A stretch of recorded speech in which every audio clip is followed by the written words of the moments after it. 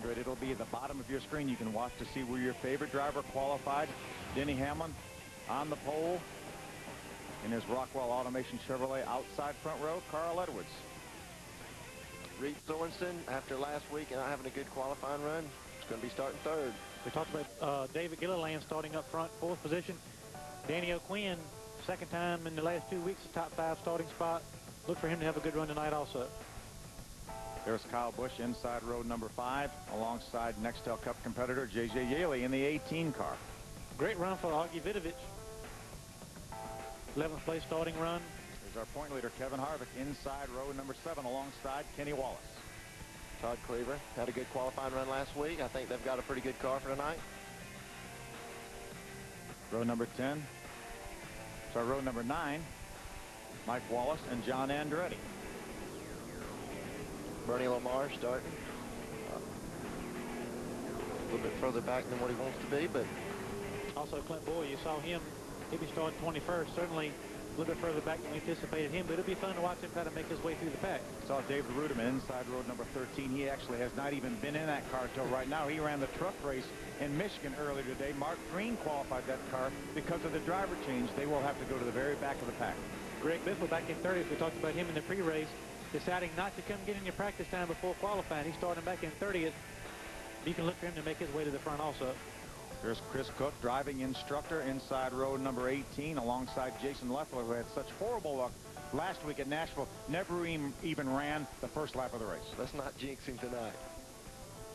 Mark McFarland and then Dale Jr.'s car in row 20. Jamie Mosley, the 49 car, inside row number 21, crashed during qualifying. He will have to go to a backup car. He will also go to the back of the pack along with David Ruderman. Let's go down trackside to Mark Garrow.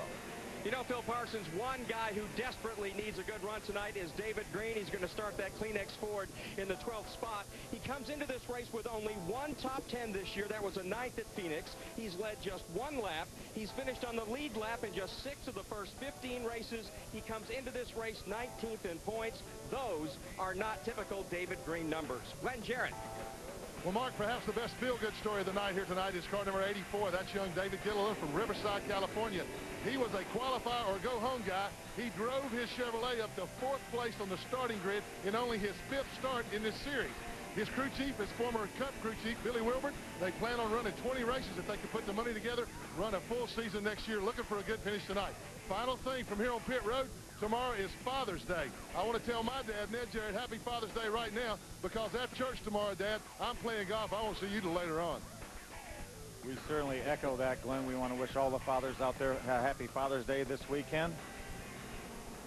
Let's take a look at the weather. What a beautiful day it's been here in Kentucky. I know these drivers and fans are glad this is a shortly after 8 p.m. start, because a 2 or 3 o'clock race this afternoon would have been tough for the fans and the drivers. But this racetrack's going to come in nice. Great night for racing. Not a cloud in the sky. As you've mentioned a couple times, a great crowd on hand.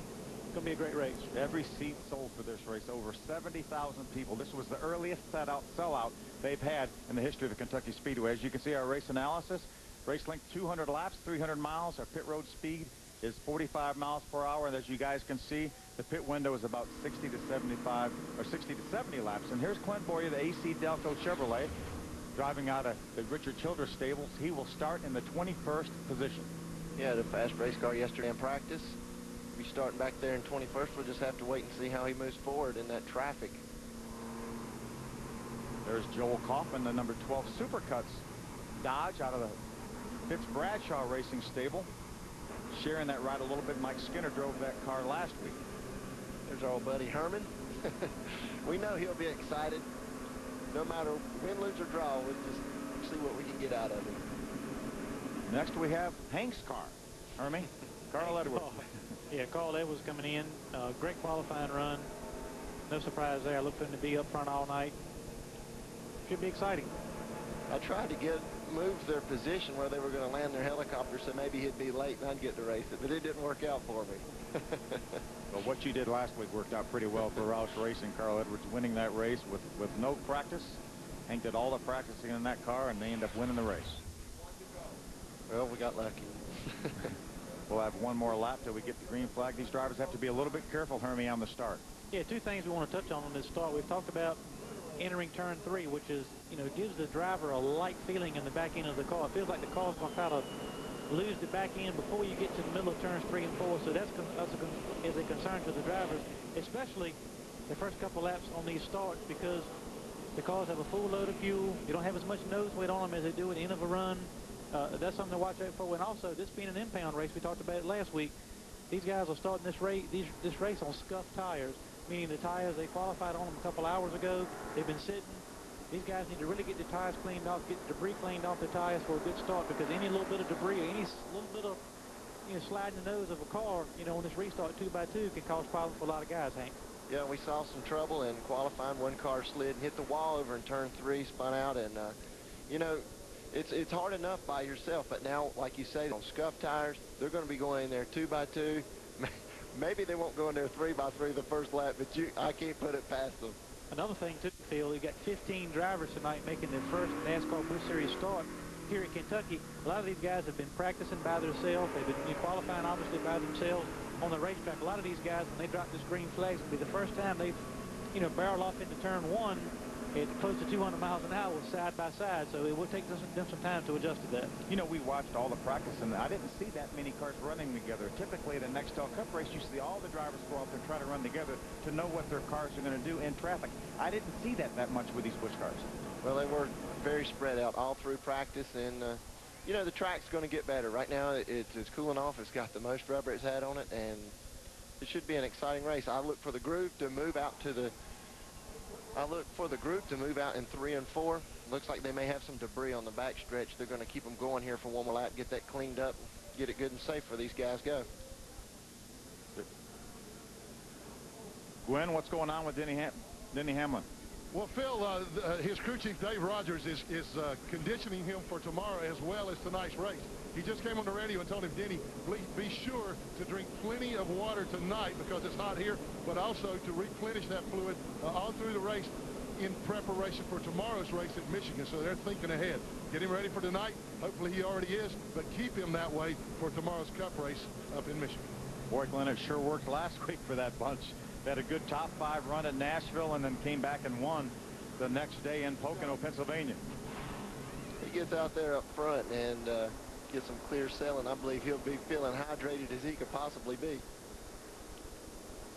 Yeah, I would say doing these double duties and flying back and forth will be a lot more, difficult for these drivers if they were struggling. But a lot of these guys like Denny Hamlin, like Carl Lewis, as you see on the screen here, both of these guys are competitive and are threats to win every time they get in their race car, whether it's in the NASCAR Busch Series or the Nextel Cup Series. These guys know they have a chance to win, and it makes you look, forward to getting to these racetracks. I was talking to Carl before the race at Nashville last week, and I asked him, I said, hey, is this traveling back and forth these next 3 weeks really going to take a toll? And he said, I don't think so. Number one, it's going to be fun. I mean, all I did was jump in an airplane and sit for an hour and a half. I mean, I would have sat in my motor coach or the lounge or the trailer for an hour and a half. He said, I think it's going to be a blast. A lot of these guys use that time as kind of like therapeutic time. They get in there and they sit down. They can take a nap, take a rest. They're not practicing at that particular time. Phone's not ringing. They're just, looking forward to the next thing in front of them. But like I said, most of these guys have got good, solid teams on both ends, and that makes it a lot easier. I asked Carl if he got to take a nap on the way down here on his plane right here. He said, no, he flew the plane. But leave it to Carl to be that guy. Get ready for the start. Pace car is going to pull off. Denny Hamlin, Carl Edwards will bring the front row down for the start of the Busch Series action at Kentucky Speedway. Over 70,000 people on their feet. Green flag. Denny Hamlin gets a good. Carl Edwards has problems. He's in the middle. Everybody's splitting him outside and inside. Doesn't look like he got it in gear, or he may have engine problems, guys. He's not going at all. What a horrible break. That doesn't even look like he's stuck in second gear, does it, Hank? No, I think that may be an engine problem. He's still not going. He's still at a very low speed. If he did lose the transmission, he's lost it all. I mean, he's not in any gear going, it doesn't look like. Denny Hamlin will lead lap number 1. That's the 9th race of the season. There's trouble already. That's Kevin Harvick, the 21 car. Had some trouble coming off turn number 4. That's Chris Cook taking evasive action through the infield. There's Kevin Harvick, the Coast Guard Chevrolet.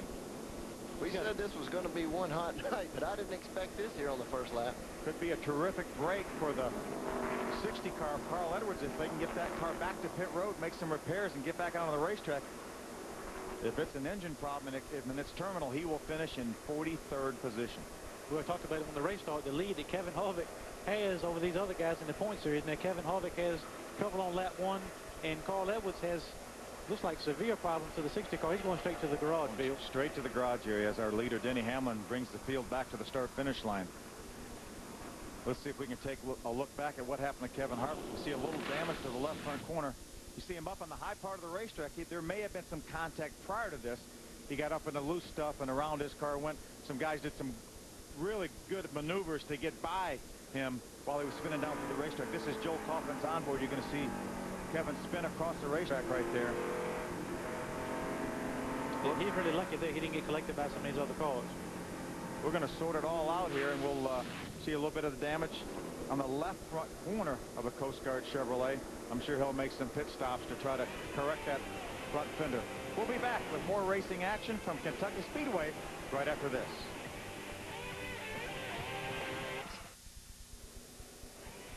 Welcome back for NASCAR Busch Series Racing on FX from Kentucky Speedway. There's a good view of Greg Biffle, the Cub Cadet Ford. He came down pit road. Looked like he made some repairs to the front balance. He may have run through the grass or trying to avoid Kevin Harvick. A lot of things going on here on this restart of this race. We also saw John Wood down on pit road. Looked like he had damage to the right side of his car. Kevin Harvick had damage to the right front of his car. Let's keep an eye on Kevin Harvick. He's on the outside of the front row right there. See if we can keep an eye. Looks like he took off okay, but then right when he got to the start-finish line, the car just didn't go anymore. Let's take a look at it from his onboard camera. Maybe we can hear something there. Yeah, that does not sound good. Yeah, he definitely broke something in the drivetrain of that car. Transmission yoke, something like that. Mark's caught up with Carl Edwards down in the garage area. Mark? You know, Phil, I thought that if I talked to Carl Edwards again tonight, it would be in victory lane. No, I did not jinx you, man. What happened on the restart transmission? Yeah, I started in second, just thinking I'd go easy on my tires and everything, and shifted to third, and made an awful lot of racket. So Jeff McElwain and all the guys that build these transmissions do a great job. I've never broken one like that, so must have been a part failure or something, but there's no grease in it right now. It won't go. That'd be pretty spooky, just staying in the middle and hope everybody broke right and left around you without wrecking you. Yeah, that's pretty interesting. The guys did a great job. We got a great crowd of guys to race with, and everybody did a great job not running us over. I appreciate that. All right, that's Carl Edwards, obviously disappointed. Let's go to Glenn Jarrett. And not so much disappointment as surprise down here, Margaro. I asked Shane Wilson, the crew chief on Kevin Harvick's car. They have been in twice, made tire changes, came back in. The left front valence was been in. Shane Wilson said that he just simply got down in the apron, flipped the apron, and lost the race car. But no harm done. Well, we'll be back for the restart right after a few messages here. You're watching Busch Series Racing on FX.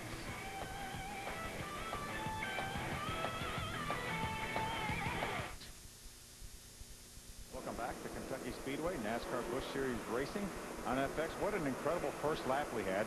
Our two top guys in points both had trouble on lap number 1 separately. I can't believe that. I mean, the 60 car, they never have problems, have a problem right off the bat. Harvick spins out. I cannot believe the first lap that we have seen tonight. The complexion of this race has changed tremendously only in one lap. Two of our top 2 contenders that we were looking for to battle it out, possibly to win this race. Carl Edwards is definitely out of contention. Kevin Harvick is still on the lead lap, but he's got a long ways to go coming from the back of the pack. Denny Hamlin, the Rockwell Automation Chevrolet, will lead the field down to the restart.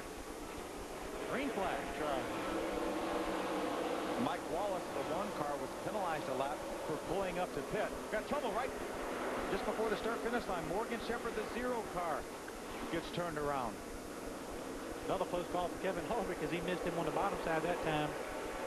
Morgan Shepherd, these restarts are really giving these guys a difficult time. They can't even make it to a trouble spot in turn 3. Well, that's where Kevin Harvick, lost it. But a lot going on in the first part of this race. We need to settle this thing in and try to get some green lap racing in. It's going to be a big break for Mike Wallace. We mentioned just a minute ago that he was penalized a lap. Here's going to be the very tail end of the spin. There looked like there was some contact possibly by the 88 car of Mark McFarland. But Mike Wallace, who was penalized a lap by NASCAR for pulling up to pit, more than likely will be the recipient of the lucky dog. We're not sure. We're trying to get confirmation from NASCAR now as to whether he will get the lucky dog or not. We'll let you know when we find that out. Yeah, it looks like that 0 car had a little mark there on the right rear corner. Maybe there was some contact there to cause him to spin. I don't know if he missed a shift or, you know, anytime you're on these restarts and you guys got guys nose to tail and there's no telling what's going to happen. You know, it's always the 4th one back rule. Someone misses a gear and about 4 cars back where you see it all happen. Right there's the damage I was talking about. I'm sure someone got in the back of him, causing him to spin. Probably Mark McFarland. We caught a glimpse of Mark McFarland. Looked like the grill was pushed in a little bit on the front of his car. You can see there just almost looks like there's a hole. Yeah, you can see the damage right there on the hood. So he probably made some contact with Morgan Shepherd. Mike Wallace is our Aaron's lucky dog. He's the recipient for this caution flag. Good break for Mike Wallace. He got penalized a lap, and a lap later he gets it back. So he gets back in contention on the lead lap. Two good pieces of good fortune for Kevin Harvick. One, he misses Morgan Shepherd and doesn't get caught up in the wreck. Two, if they need to do some more work on their car, he'll have some more caution laps come down pit road to repair the damage that was done on his first lap crash. A lot of damage on the nose and the right front fender of J.J. Yaley. Glenn, what's going on with J.J.? Well, guys, Stephen Wallace came down on him and made contact. At least that's the story J.J. told his crew, and has got the fender in on the tire. He's coming into the pit box right now, and the right front fender is indeed all crunched in. Not only is it rubbing the tire, but it's going to cause some aerodynamic issues as well. So they're going to change right side tires and fill it up with fuel. Of course, he hadn't burned much because we hadn't been able to race much because of all these crashes. But J.J. was none too happy with Stephen Wallace for that incident. He said that Stephen cut him off pretty badly, and it's done some significant damage to the right front. He will be able to continue. However, we're not sure whether they'll be able to fix that thing aerodynamically. Tough break for J.J. early on. At the beginning of the race, his crew chief, Jason Ratcliffe, said, come on, man, let's have a good run. Let's try to get the monkey off our back. Evidently, the monkey didn't want to leave. Glenn, you're exactly right. You know, we talked, there's Stephen Wallace right there. He's the car that J.J. Yaley said made some contact with him. You know, we've talked all year about how the Nextel Cup regulars are dominating the Busch Series. Well, maybe this is one night then it doesn't pay to be a Nextel Cup regular. We've had 3 of the Nextel Cup regulars have trouble with no laps of green flag race. And from no fault of their own for some of them, it just seems like things are unfolding on those guys. But you know, Steve Wallace there qualified really good, and J.J. Yaley, they both have fast race cars. Didn't really get to see what happened there, but you know, as a driver, that's your story. You're going to stick to it. I'm sure there's 2 sides. Who knows? Got a very interested father right there. There's Rusty Wallace, middle of your screen, with a yellow headset on, keeping his eye out on Steve. Great qualifying effort, Hank, as you mentioned, for Steve Wallace. Getting ready to. 1 lap to go. Flagman giving 1 lap to go. Denny Hamlin, our leader. We'll try one more time to get this thing started and get some green flag racing in. Reed Sorensen, the 41 Discount Tire Dodge, in second. David Gilliland, the 84 car, the black car, is in third. Danny O'Quinn and Roush's number 50 Stonebridge Life Insurance Ford. Danny O had a good start there the last run, and he tried to make a move on the outside, and the caution came out. There's J.J. Yaley catching up to the pack. He will have to restart this race at the back of his pack alongside Mike Wallace, who, because he is the Aaron's lucky dog, will have to restart this race from the tail end of the longest line. Don't you think David Gilliland's heart is pumping about 200 miles an hour right now? Restarting this race in third behind Denny Hamlin, last week's Nextel Cup winner, Reed Sorensen. You know, this guy's in third place, in great position to get a great education, learn a lot behind the wheel of his race car right now. I tell you, he's got a good head on his shoulders, too. He was a crew chief for his father in the West Series. Ran the West Series last year, won some races, decided to come east and run the Busch Series. Looking forward. Good things out of David Gilliland. Get ready for the restart. Denny Hamlin brings the field down. Green flag. Looks like Danny O'Quinn and Kyle Busch got great jumps on the outside. You can jump up to the outside. All passing before the start-finish line has to be done to the right side. So good jump for those guys. But you're not supposed to pass anyone until you get to the start-finish line. So it didn't look like maybe that they had jumped too soon, but they great, whatever the case may be, great restart by Danny O'Quinn. And Kyle Busch, he made it 3 wide on the outside. Denny Hamlin continues to lead the Rockwell Automation Chevrolet. You know, we did some talking around the garage area last night, and the couple of the cars that people really were talking about, not only Denny Hamlin, but the 41 car, Reed Sorensen. A lot of talk about him being a really good car on the long runs. It'd be interesting to see. But Kyle Busch has got him pinned down on the inside of the racetrack, making a pass on the outside. A lot different story for Kyle Busch tonight than we saw last week at Nashville. He had so much trouble at Nashville, but we talk about this as a wide, fast racetrack. Kyle Busch already made a pass on the outside. A great power move by Kyle Busch. We usually see this groove move up as the night goes on. He's using it right now. Denny Hamlin continues to lead. Kyle Busch now in the second position in the low Chevrolet. Reed Sorensen maintains the third position.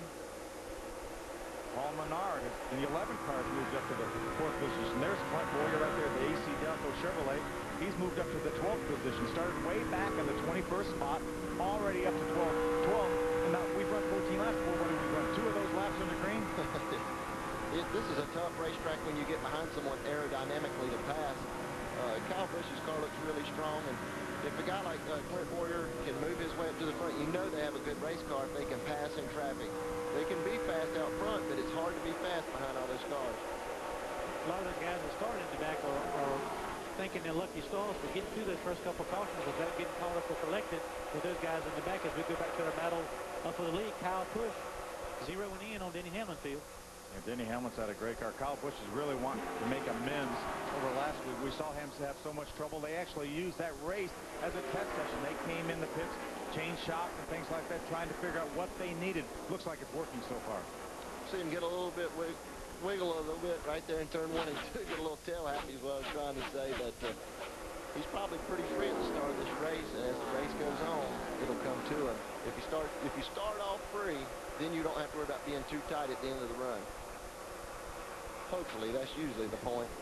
Kevin Harvick, our point leader that started off this race by spinning out coming off turn number 4, is already moved up to the 27th position. He's gained a number of spots since this last race. There's a good shot at Kevin Harvick right there, the Coast Guard Chevrolet out of Richard Childress Stables.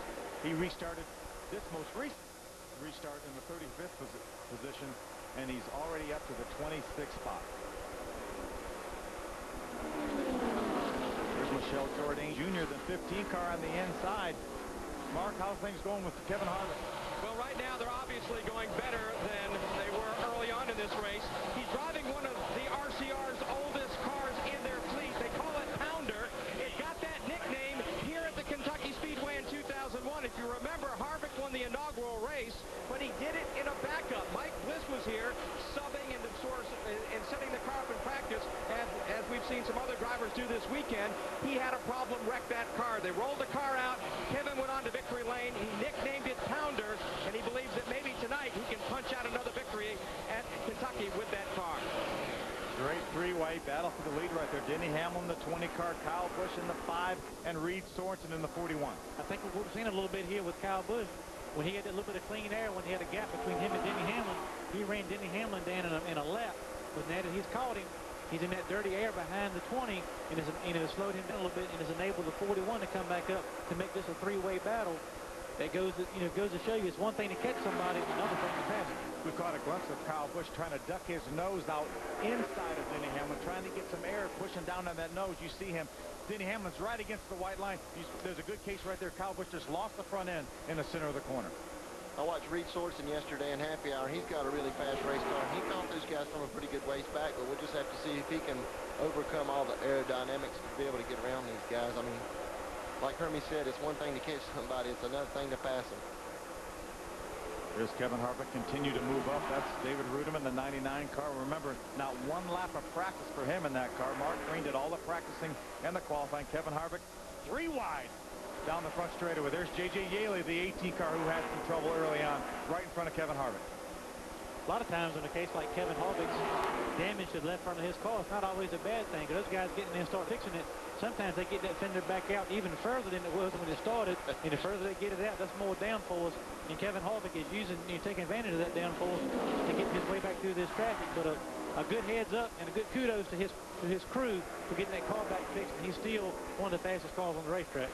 Good battle right there. That's a battle for the 26th spot. That's Kenny Wallace, the 22 car on the outside. Stephen Light, the Robert Yates driver in the middle, the 90 car, and J.J. Yaley on the inside, and Joe Gibbs, number 18 car. Looks like that damage is not hurting J.J. Yaley too much. He started at the back of the pack on this last restart. We showed the damage on pit road before this restart, but he's making his way up through the pack along with Kevin Harvick. There's a look out the back of Kenny Wallace's car. You see Jason Leffer, the 38 Great Clips car, drive by on the outside. That's David Ruderman, the Aaron's Dream Machine. Battle for the lead outside. We got a spin right on the front stretch, guys. David Ruderman goes round. We saw David Ruderman just a few moments ago in that very, very torrid battle with Kenny Wallace and some of the others. There may have been some contact. Kyle Busch did take over the lead. We're hearing from Denny Hamlin. Caution flag is out. Thought for a moment they may leave this race green. David Ruderman got going very, very quickly, but NASCAR decided to go ahead and put out the caution flag. Had to be some contact. You got a lot of things going on in that part of the racetrack and that part of the pack. A lot of guys that, you know, faster cars like the Harvicks and those guys coming up through there. Ruderman, you know, running a good line, running, you know, great pace. A lot of cars looking for one piece of real estate right there. Good news for David Ruderman in the Aaron's Dream Machine. He did not lose a lap. Let's see if we can take a look. There's Kenny Wallace, the 22, right in front of David Ruderman. Here comes Greg Biffle in the 66. There's the contact we were thinking we saw right there. That was Greg Biffle in the Cup Cadet, number 66. Just ever so slightly. You can see him. There's not much you can do. I mean, these cars, you're already on the edge. You're trying to run them as free as you possibly can, especially at the beginning of a run, and it doesn't take much contact. This is Kenny Wallace's onboard. We're going to see the 99 turnaround right in front of him, right behind him. I'm sorry, Greg Biffle got into the back of David Ruderman. Biffle just decided he didn't want Ruderman up in that spot. Looks like David looked like he had a little bit of a run going, trying to slide up to the top of the racetrack to try to get a run outside of Kenny Wallace. And Greg Biffle was right there, but Greg could have cut him a little bit of a break right there, but just decided that he thought it was going to, you know, take too much of his momentum away and didn't want to get out of the gas. David Ruderman caught up with the field. He will make his way down pit road, I'm sure, to, if not to change tires, certainly to look at his tires. There's Greg Biffle. The contact was so slight, I don't think there's any damage to the front end of that car. What do you think we'll see on pit stops? Do you think anybody will pit? Here we are, be 25 laps into the race. What do you think, Phil? Be 25 laps. That's 37.5 miles. I'm not sure. I think probably more than likely the cars at the back of the pack are going to come in for adjustments, and whether they put tires on or not, they may want to save their tires. All these teams get 6 tires for the weekend. You can use them however you want. Most of the teams will use probably 2 sets of tires in practice, and they will put enough laps on them that they would not want to use them in the race. So you will have 4 sets of tires for the race, 1 to start on and 3 to put on during the race. So some of these drivers, I think if they need some serious adjustments, they may go ahead and make the adjustments with air pressure, change tires, and I'm not sure that we're going to see the cars up front stop.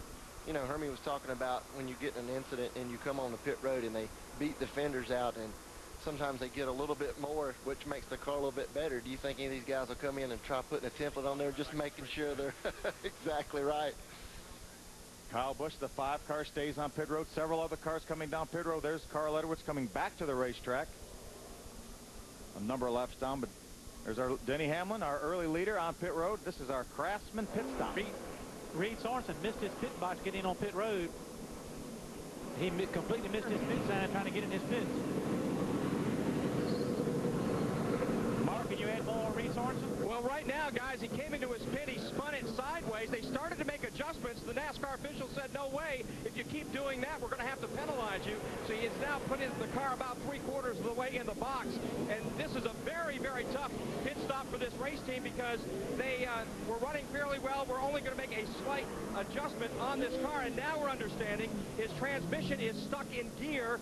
So more problems for Reed Sorensen here under this caution flag than perhaps they would have bargained for. Mark, yet another problem from one of the Nextel Cup regulars.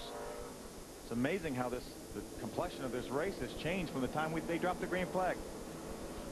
Let's take a look back at the spin by Reed Sorensen. Looks like he just locked the brakes up. Well, he just almost overshot his pit. I mean, it wasn't an issue with somebody getting into him or him spinning necessarily. He just came by. They didn't, you know, that's got to be the job of the spotter or the crew chief to count him into his pit box. He simply just drove right by his pit box and tried to cut in too late, and it's going to cause him from go from second all the way to the back of the pack. Mark, can you add more on this? You know, guys, sometimes you create your own problems with something that you change that's very simple. They changed the pit sign for this race team. It hangs out over pit wall. It just says discount tire. And apparently Reed Sorensen just missed it. I mean, he was coming in, he was looking for his pits, but it wasn't not the normal pit sign. He was about to blow on by, saw it late, of course, stomped on the brakes. That cut him sideways and began the spin here on pit road. Now we're understanding that he was able to get the car out of second gear, and so they think that perhaps they have solved that issue, although here is Reed Sorensen again coming into the pit area. Things that went so right early on have gone so wrong now for him, so they brought him in. They're going to top him off with Sunoco fuel and send him back on out. So they've just decided on a top-off, perhaps to buy a lap or two later on tonight. There's the 50 car of Danny O'Quinn on pit road. They're looking at the right front fender. I don't know if he made some contact with somebody. That kind of mistake for Reed Sorensen is a kind of mistake. You cannot make that kind of mistake and expect to win, you know, this type of race. A guy's got a fast race car running up front, you know, up in the top 2 or 3, and this is going to be very, very difficult for him to get back through this traffic, you know, and have a chance to win this race. I'm sure he'll get back. He's fast enough to get back in contention, but will he ever be able to recover all the way back up to the front? Guys, there's another one of our top 10 in points having some trouble. That's Kenny Wallace. They did some repairs to the front of that car. Obviously, he made some contact with somebody. They put the 200-mile-an-hour tape on that AutoZone Ford. Doesn't look like he's got a great deal of damage. It looked like he just poked a hole right above the grill into the hood. Just a lot of bumping and grinding. We're seeing a lot of guys with hood damage and nose damage and fender damage. We're getting ready to go green right here, guys. So he's going to have to catch up to the field. Carl Edwards is back on the racetrack. He's this car right here on the inside. He is 24 laps down on this restart, but field every point, every position will count as he's running for this championship. Green flag. Kyle Busch is our leader. He stayed on the racetrack along with Paul Menard. David Gilliland stayed out on the racetrack. David Green has moved up into the 4th position. 3 wide. Denny Hamlin on the outside. This looks a lot like last week when Denny stayed out and everybody else came in. It's kind of the same scenario we had right here. It'll be interesting to see how this works out for Kyle Busch. That's Joel Kaufman's onboard we were looking at. There's Denny Hamlin, Kevin Harvick, the 21 car. That's Ashton Lewis, the Team Marines Ford right in front of them, the 25. Back to our lead, Kyle Busch. 2, 3 wide here. Harvick's had his hands full all night. He's in the middle of everything.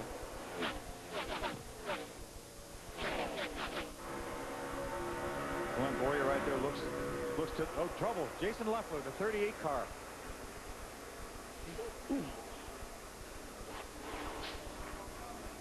34 car, hard impact with the inside of the wall on the backstretch there. That's Jeff Fuller in the 34 car. Jason Leffler gets his car moving.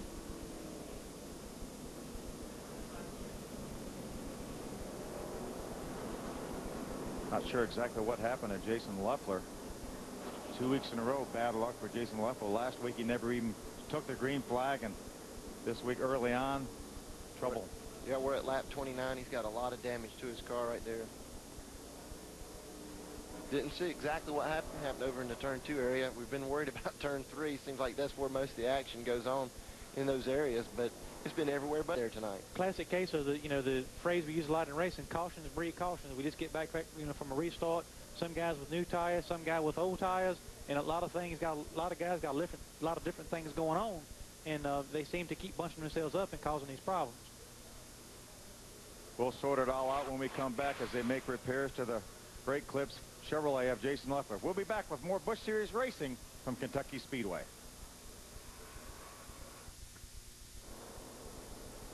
Welcome back to Kentucky Speedway, NASCAR Busch Series racing on FX. We're under caution right now for an incident on the backstretch. Jason Leffler, the 38 Great Clips Chevrolet, had some trouble, got turned around coming off turn number 2, and Jeff Fuller, in trying to avoid him, made some contact with the inside wall. NASCAR is working right now to get Jeff out of that car. They are going to cut the roof off, and a lot of times that just makes it easier to get the driver out. That was a hard hit. He did a good job to avoid the 38, but that was a big wreck. Yeah, the 38, second week in a row. I mean, having problems. He just got turned around on the backstretch, and Jeff Fuller comes off, and he's got 2 choices. He can hit the 38 in the side, and he takes evasive action, and he ends up making contact with the inside wall, as you see the damage there on the 38 car on pit road. Yeah, Jeff Fuller in the 34 car did not run into the 38 of Jason Leffler. He was trying to avoid him and did avoid him, and the made some contact with the inside wall over in the center of the backstretch. Jason Leffler will continue to come down pit road to make repairs. There's a good shot of Clint Boyer, a 2-car. He's in the 14th position right now.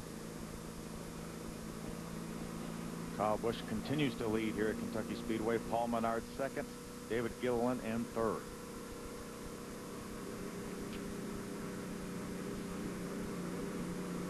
Kyle Busch trying to overcome a poor race last week at Nashville. Done a great job, had a good qualifying effort. Got our lead right now. We're going to sort it out, and we'll be back to Kentucky Speedway for more Busch Series racing right after this. We're back at Kentucky Speedway, NASCAR Busch Series racing on FX. NASCAR has decided to stop the field. They're parked over as the exit of turn number 4. There you see Kyle Busch, the Lowe's Chevrolet. He's our leader, and Paul Menard second. David Gillen with a great run in third. David Green fourth. And Tim Sauter in the 36 car in fifth. NASCAR is working to remove Jeff Fuller from his car on the backstretch. Jason Leffler had some trouble, spun out coming off turn number 2, and trying to avoid Jason Leffler. Jeff Fuller made some contact with the inside wall. There's a view of Carl Edwards right there. He's being shown 23 laps down. Lost a transmission on the very start of the race. Was forced out into the pits and had to go to the garage area to change transmissions, and currently running 23 laps down. That makes for a long night or a long day, you know, when you have problems like that right off the bat and you're just doing all you can to go out there and collect points. And we know he's got a good car, and that's what's really frustrating, Hermie, when you're 23 laps down, but you know you've got a car capable of running up front. Yeah, but he's certainly aware that, you know, every point is crucial, you know, in this battle for the Busch Series championship. You know, Kevin Harvick has some problems too, but, you know, he was able to stay on the lead lap and has been making some progress back up through the field. And so these guys have got to get back on the racetrack, get as many points and positions as they can, as to not get, you know, Kevin Harvick's already got a 275 or so point lead, and they can't afford to let Kevin Harvick get completely out of sight. So they got to get every lap they can, every point they can moving forward. We're getting reports that Jeff Fuller was moving. As you see them loading him in the ambulance, they will, I'm sure, take him to the infield care center to be checked out, and we will give you an update just as soon as we get one from NASCAR. Here's a look at what happened. You're going to see Jason Leffler, top right of your screen, have some trouble off turn number 2. There, he's already made contact with the outside wall. Here comes Jeff Fuller to avoid hitting him right in the door. He turns his car hard left, but unfortunately he's not going to be able to spin it around. He's going to make some awfully hard contact with the inside wall. He couldn't hit it in a worse place. I mean, it was an angle to the opening on the pit, inside wall on the backstretch. There's an opening there. Hit at a bad angle, hit flat, you know, right there. Just a bad place to do that.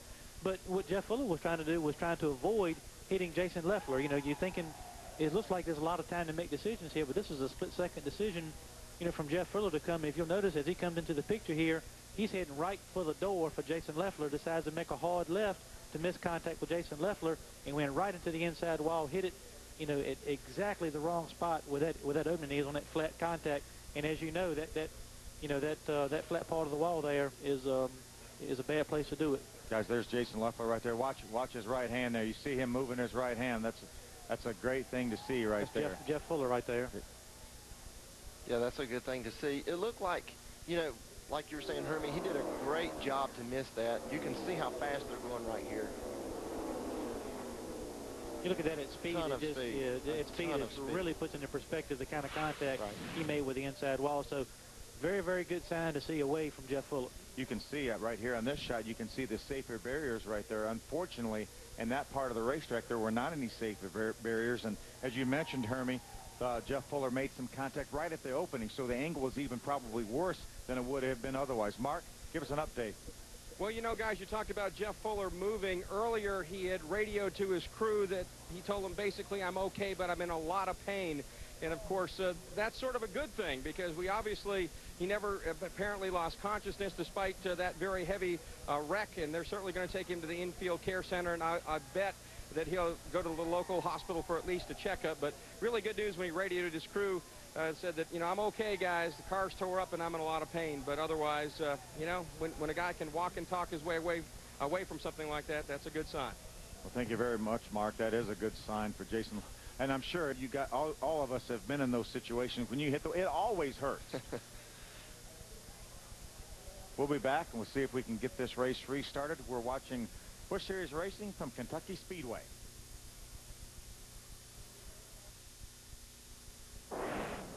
Fox, FX, and Speed's coverage of NASCAR continues tomorrow, beginning with NASCAR Race Day on Speed, leading up to Nextel Cup Series Racing presented by AOL on Fox, and then NASCAR at Victory Lane wraps up the entire weekend on Speed. Our coverage of NASCAR continues all weekend long across the Fox networks. Here's our front row from Michigan. Casey Kane with his 4th pole of the season. Jeff Gordon's 2nd front row start on the outside of the front row. Tomorrow at 1 p.m. Eastern on Fox. Car still on the racetrack here. Early on, we've only run 33 laps. As you can see, 16 of those laps were run under caution. We've had 4 cautions already, 1 red flag, and 3 cars already out of the race. You see why these guys are always parked up like that. They always do that in case the motors won't start back up, so you can stick it in gear, push the clutch in, and roll down, get your car started off. Man, we look at the 34 car right there. That is a ton of damage. That's not even the side he hit on. I mean, that is a ton of damage. And it makes it look worse that the roof has been cut off, so the roof is not exactly where it would be. But here's another look at the wreck. Look at the top of your screen. You're going to see Jason Leffler gets up on the loose stuff, spins out. Jeff Fuller tries to avoid him and makes awfully hard contact with the inside wall. Let's take another angle right here. Yeah, the 38 car just gets up high, loses control. You'll see Jeff Fuller come into the picture. If he'd have kept straight right into the side of the 38 car, makes a hard left to avoid contact with the 38 car. And as you've all seen and kind of marveled at, unbelievable contact with the inside wall coming off turn 2 in the middle of the backstretch at a bad place, right when the angle is opening on pit of the wall on the back straightaway. And in that opening, there's a flat spot there. As the wall curves around, we might want to get a look at that so we can show it. But just pancake contact right to the inside of that wall on the backstretch. You see right there, right here, there's a flat spot right there on the inside of that wall as the opening comes into the backstretch, and he hit flat against the inside of that wall. And as you know, Phil, if you're going to crash these cars, you see a lot of guys, flipping and going down the straightaways and stuff like that, but nothing is worse than impact from when you're going 78, in his case, probably over 100 miles an hour sliding to 0. Those are the ones that hurt. It looks like he was not able to kill much of the speed on that car.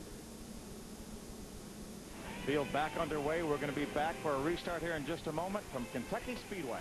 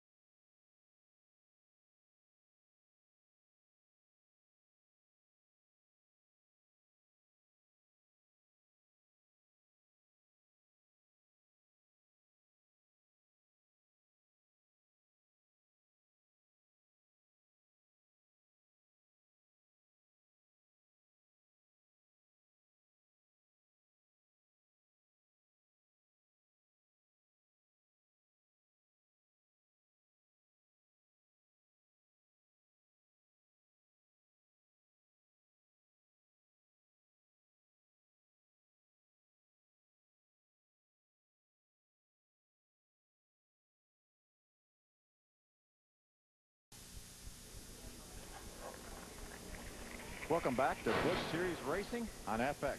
Sponsored by Smooth Busch Beer and easy drinking Busch Light. Busch, proud sponsor of the NASCAR Busch Series, 25 years running.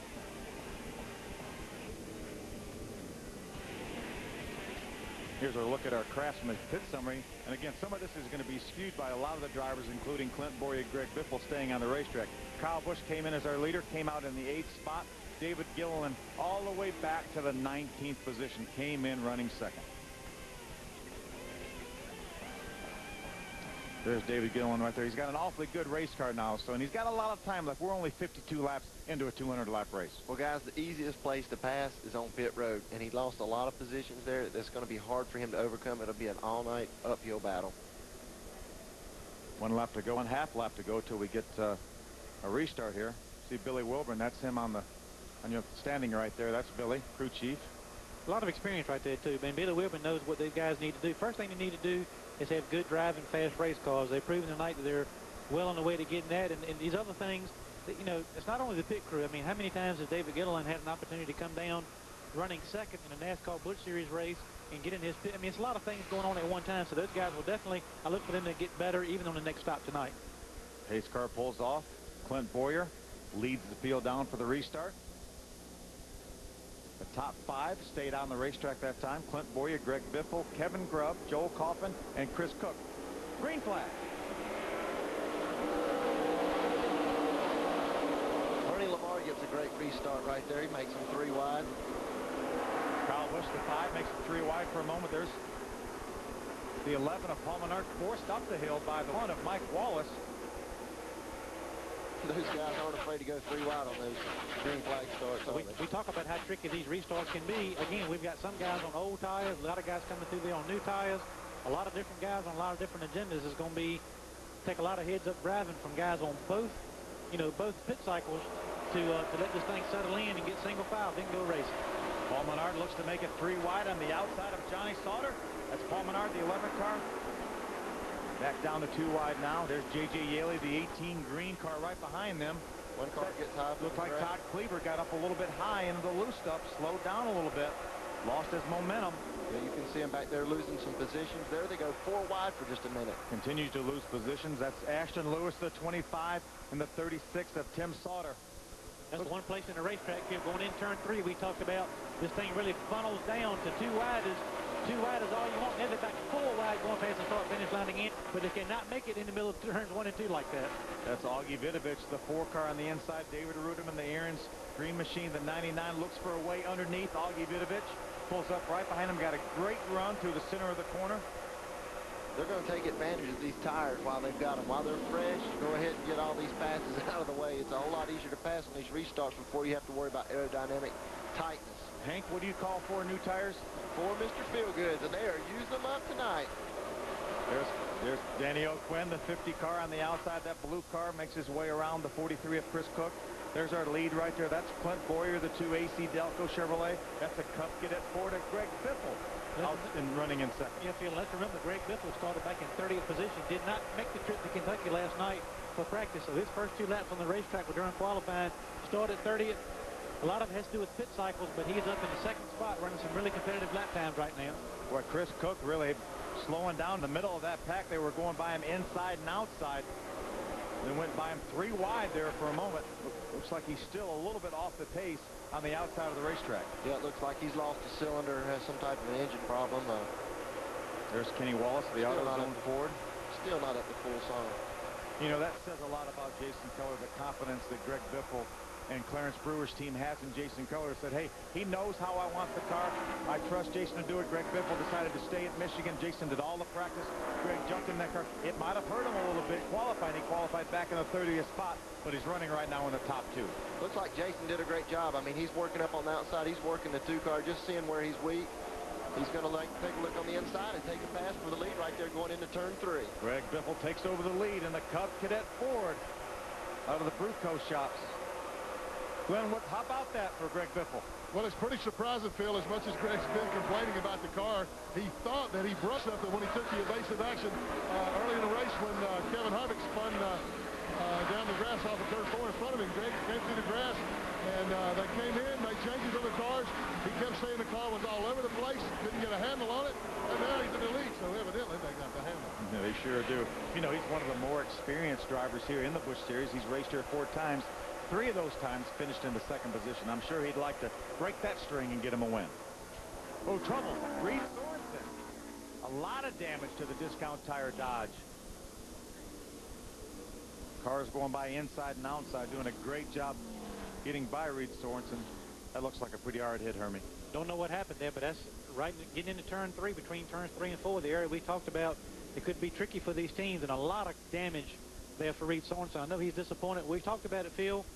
Missed his pit box, went all the way to the back of the field, had a long ways to go to get back up to the front, and then ended up getting involved in an accident. Saw some fuel running out of the overflow. Right here's your overflow in your gas filler. Take a look at what happened here. He's going to be left of your screen. Wow. Looks like he was by himself. He just got loose at that very, very troublesome spot getting in turn number 3. Remember, that's where the transition from straightaway to corner, the bank really doesn't seem to start quick enough. You have a tendency to get loose right in that area, and that looks like that may have been what happened to Reed Sorensen. You know, a lot of it is, you know, reality, but a lot of it is just a sensation that you get. You know, you feel like when you get in that corner, the transition doesn't pick you up quite fast enough, and it's just a light feeling with the back of the car. But it would be interesting to see if we can find out exactly what happened to Reed Sorensen. Very much disappointing for that team. Well, we'll be back to sort it all out here in just a few moments. We're watching Busch Series racing on FX from the Kentucky Speedway. Kentucky Speedway, Busch Series racing on FX. There's the remains of the discount tire Dodge of Reed Sorensen. We got a report from Mark during the break that Reed said he had lost a tire going in the corner, then killed the car, and we can certainly vouch for that. And what a tough break for Reed Sorensen. That's a bad place to cut a tire down. It obviously must have been the left rear. We can see the right rear's up right there, but he's a heck of a race car driver. Let's take a look at our Supercuts trivia. Who was the only driver to win the Kentucky race and the championship in the same year? You guys know? Of course I do, but I'm not going to reveal it. Okay. Hank, do you know? Hermie and I know. Oh, am I supposed to give you the answer? Well, we don't want to know if you know. Oh, yeah, I definitely know. You definitely know. Okay, you guys, I'm not sure you guys knew, but that's who it is right there. Kevin Harvick back in 2001, the inaugural race here at Kentucky Speedway, won the race and went on to win the championship. And Mark told us earlier he won the race in a backup car. Pounder. Hermie actually told me that, so. Did he? Yeah, he snuck behind you and told me. Carl Edwards has made another trip to the garage, and now he's back, coming down pit road, back towards the racetrack. Mark, what's Carl doing back in the garage? Well, right now, Phil, they are so many laps down. They're using this thing as a test session at this point. I just talked to his crew chief, PK Cattell. You know, I asked him, is it now a test session? He looked at me, you know, with that look on his face like, I really wish you didn't ask me that. But yes, it is now a test session. Just like we saw with Kyle Busch last week, Nashville, he had some trouble early. Car wasn't running to his liking, and he made some changes and used it as a test session. It's obviously working here. He's one of our early leaders and seemed to be dominating the race here before he made his pit stop. We'll try to get this race restarted. We'll be back from Kentucky Speedway right after this. Holiday Inn Look Again replay. There's Kevin Harvick. His day didn't start out so great. Spun out on lap number 1, necessitated the pit stop. His team put 4 tires on, back on the racetrack, running well as he drives by Joel Kaufman in the Supercuts Dodge. Shane Wilson and his crew has successfully overcome this poor start, and he's being shown right now in the 10th spot. Carl Edwards, closest to him in points, had just the opposite thing happen on the very first lap. His car never went. When the green flag came out, he broke a transmission, had to go to the garage for repairs. It looked like Clint Lawyer was going to be the big gainer here at lap 1, but Harvick's turned it all back around. Carl has continued to have problems there. They're trying some different things on the racetrack, but it looked like he was going to be the big gainer, but Harvick turned it around. A little bit more about Carl. It's amazing how much from week to week these things can change. You know, Hank you drove his 60 car last week and this week. Last week that car seemed to be on the money from start to finish, and tonight, even though they had problems, the car is not, you know, Carl's liking as it wasn't your liking in practice. So now they're using this as a test session, you know, to learn more stuff. You would think that they figured out everything they need to know last week. They'd run good every week, but now, you know, still working on stuff, trying to make things better. There's Jamie Mosley in the 49 car. He is our Aaron's lucky dog. He will get one of his laps back. Kimmy's being shown 5 laps down. That means there are no cars on the racetrack that are less than 5 laps down. Are you saying it's my fault, Hermie?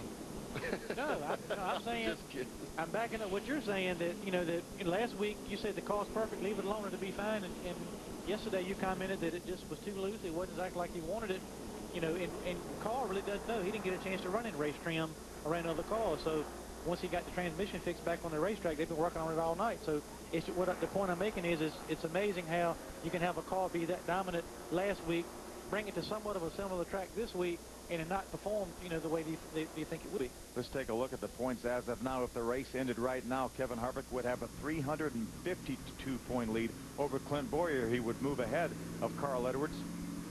But fortunately, this race is not going to end right now. We've got an awful lot of racing to go. We've only completed 66 of the 200 laps. A lot of things can happen here in the last 134 laps. Phil, the record for cautions in this race is 10 cautions, which was in this race last year, 1 year ago. We're not even halfway through the race tonight. We've already had 6 cautions. So unfortunately, we're well on our way to a record night for cautions. That's not the kind of record that you want to have. There's Clint Boyer right there, currently second. Started back in the 21st position. Greg Biffle is our leader in the Cub Cadet Ford. Fox, FX, and Speed's coverage of NASCAR continues tomorrow, beginning with NASCAR Race Day on Speed, leading up to the Nextel Cup Series racing presented by AOL on Fox. And then NASCAR Victory Lane wraps up the entire weekend on Speed. Our coverage of NASCAR continues all weekend long across the Fox networks. Got a report here that the attendance for tonight is 72,886. As we've mentioned several times, this is the 6th consecutive year of a sellout, and this is a new track record. Almost 73,000 people. And Phil, you and I drove in this morning before 11 o'clock, and the people were already getting to the racetrack, been here all day long out in the heat, but they've been having a good time. We've seen a lot of people getting here early and often for this race. A great crowd on hand tonight. There are some of the motorhome spots on the outside of the backstretch. What a great viewing area there. I know the first time I came here, I rode around this racetrack outside to see it. There's not a bad seat in this house, and if you have a motorhome, what a great spot to be right on the backstretch. And this is always a great race. We've already seen 4 wide racing, these guys racing side by side in the corners. The grooves moving out the more we race. It's always a great race. We've seen passes for the lead on the outside, so this is going to be a very, very exciting race here. Greg Biffle will lead us down for the restart. Clint Boyer up to second on this restart, you know, started 21st, so he's made his way up to second on this restart. Be interesting to see. And Kevin Grove up in third right now. Good run for him so far tonight.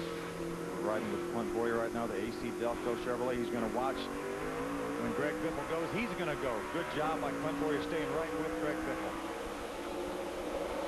See some guys at 21, got a great restart there. He's up on the outside. Seems like that's a theme when we have a restart here. Some guys are going to make up some ground on the outside. There's Kevin Harvick, the 21 Coast Guard Chevrolet on the outside. Passing by the 1 Miccosukee Indian Gaming Resort Dodge of Mike Wallace.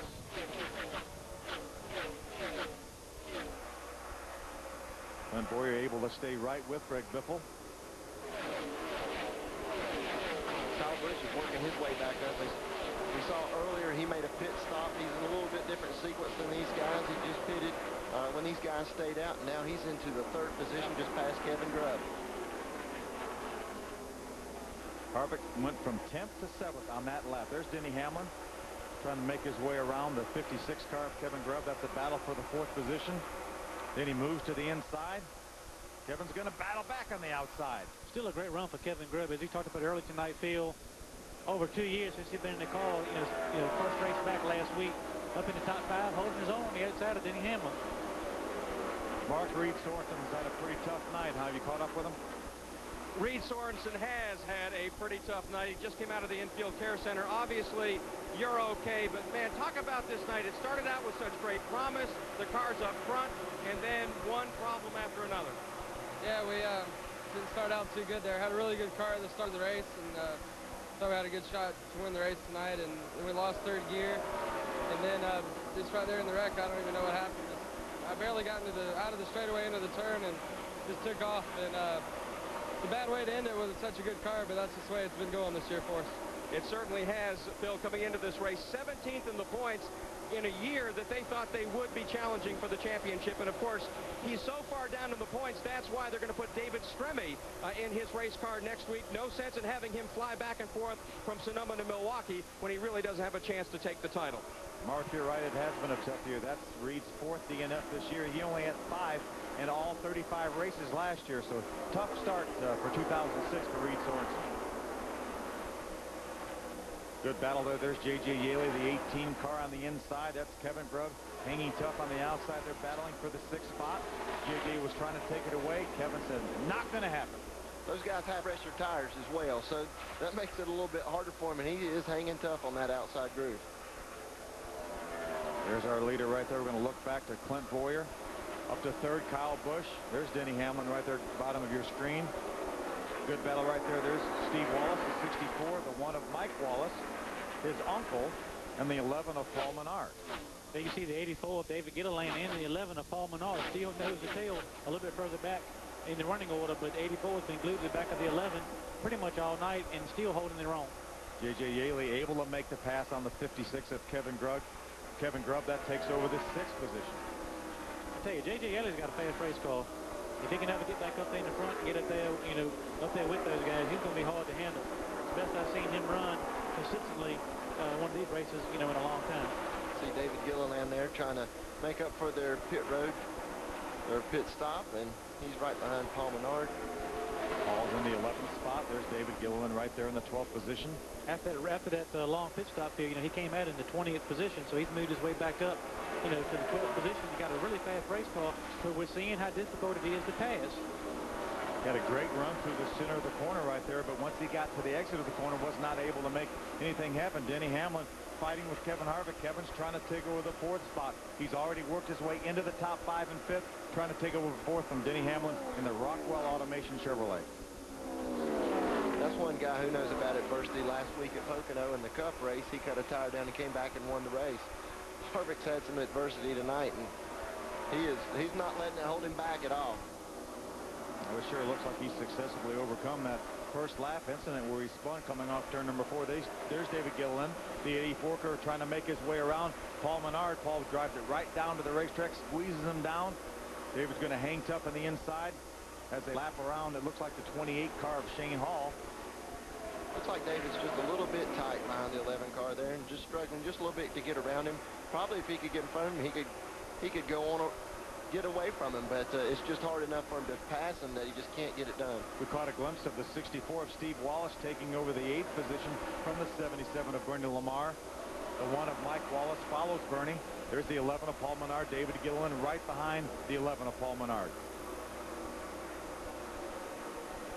There's your battle for 4th continues. Denny Hamlin, the 20 car in front of Kevin Harvick, the 21. Kevin gets a good run through the center of the corner, not quite able to pull up beside him to see he's going to be able to do it this time. He's going to be side by side at the start-finish line. Harvick's car looks really good right now. I mean, he can go anywhere he wants on the racetrack. We saw him a couple of laps ago make a pass on the outside of the racetrack. Right there with Denny Hamlin, goes in, works the bottom of the racetrack. Denny slides up, gets that nose out of the clean air field, and is able to get beside of him coming to the line, and nothing Denny Hamlin could do. Great battle right here. That's Mike Wallace, the 1 car on the outside, the 11 of Paul Menard. That's the battle for a top 10 spot. There's David Gilliland right there, going to try to make his way around there. How's it going for Paul Menard, Mark? Well, it's going good right now, Phil, for one of his favorite race cars. They ran this thing in Atlanta. They ran 9th, 7th in Texas. Had a bad night at Charlotte. They got involved in 3 wrecks. And according to their crew chief, Dan Stillman, they then had to put 2 front fenders, a nose, and a hood on this race car. But Paul really wanted to bring it here to the Kentucky Speedway because as well as it ran on those 3 intermediate tracks, Atlanta, Texas, and Charlotte, he thought for sure it would be the car that could take it to victory lane here tonight. And as we have seen, it's been running awfully strong. John Andretti, the number 10 RV.com Ford joins this battle right here. Good run for John Andretti. He's had 1 top finish earlier this year at Bristol. Looking to improve on that.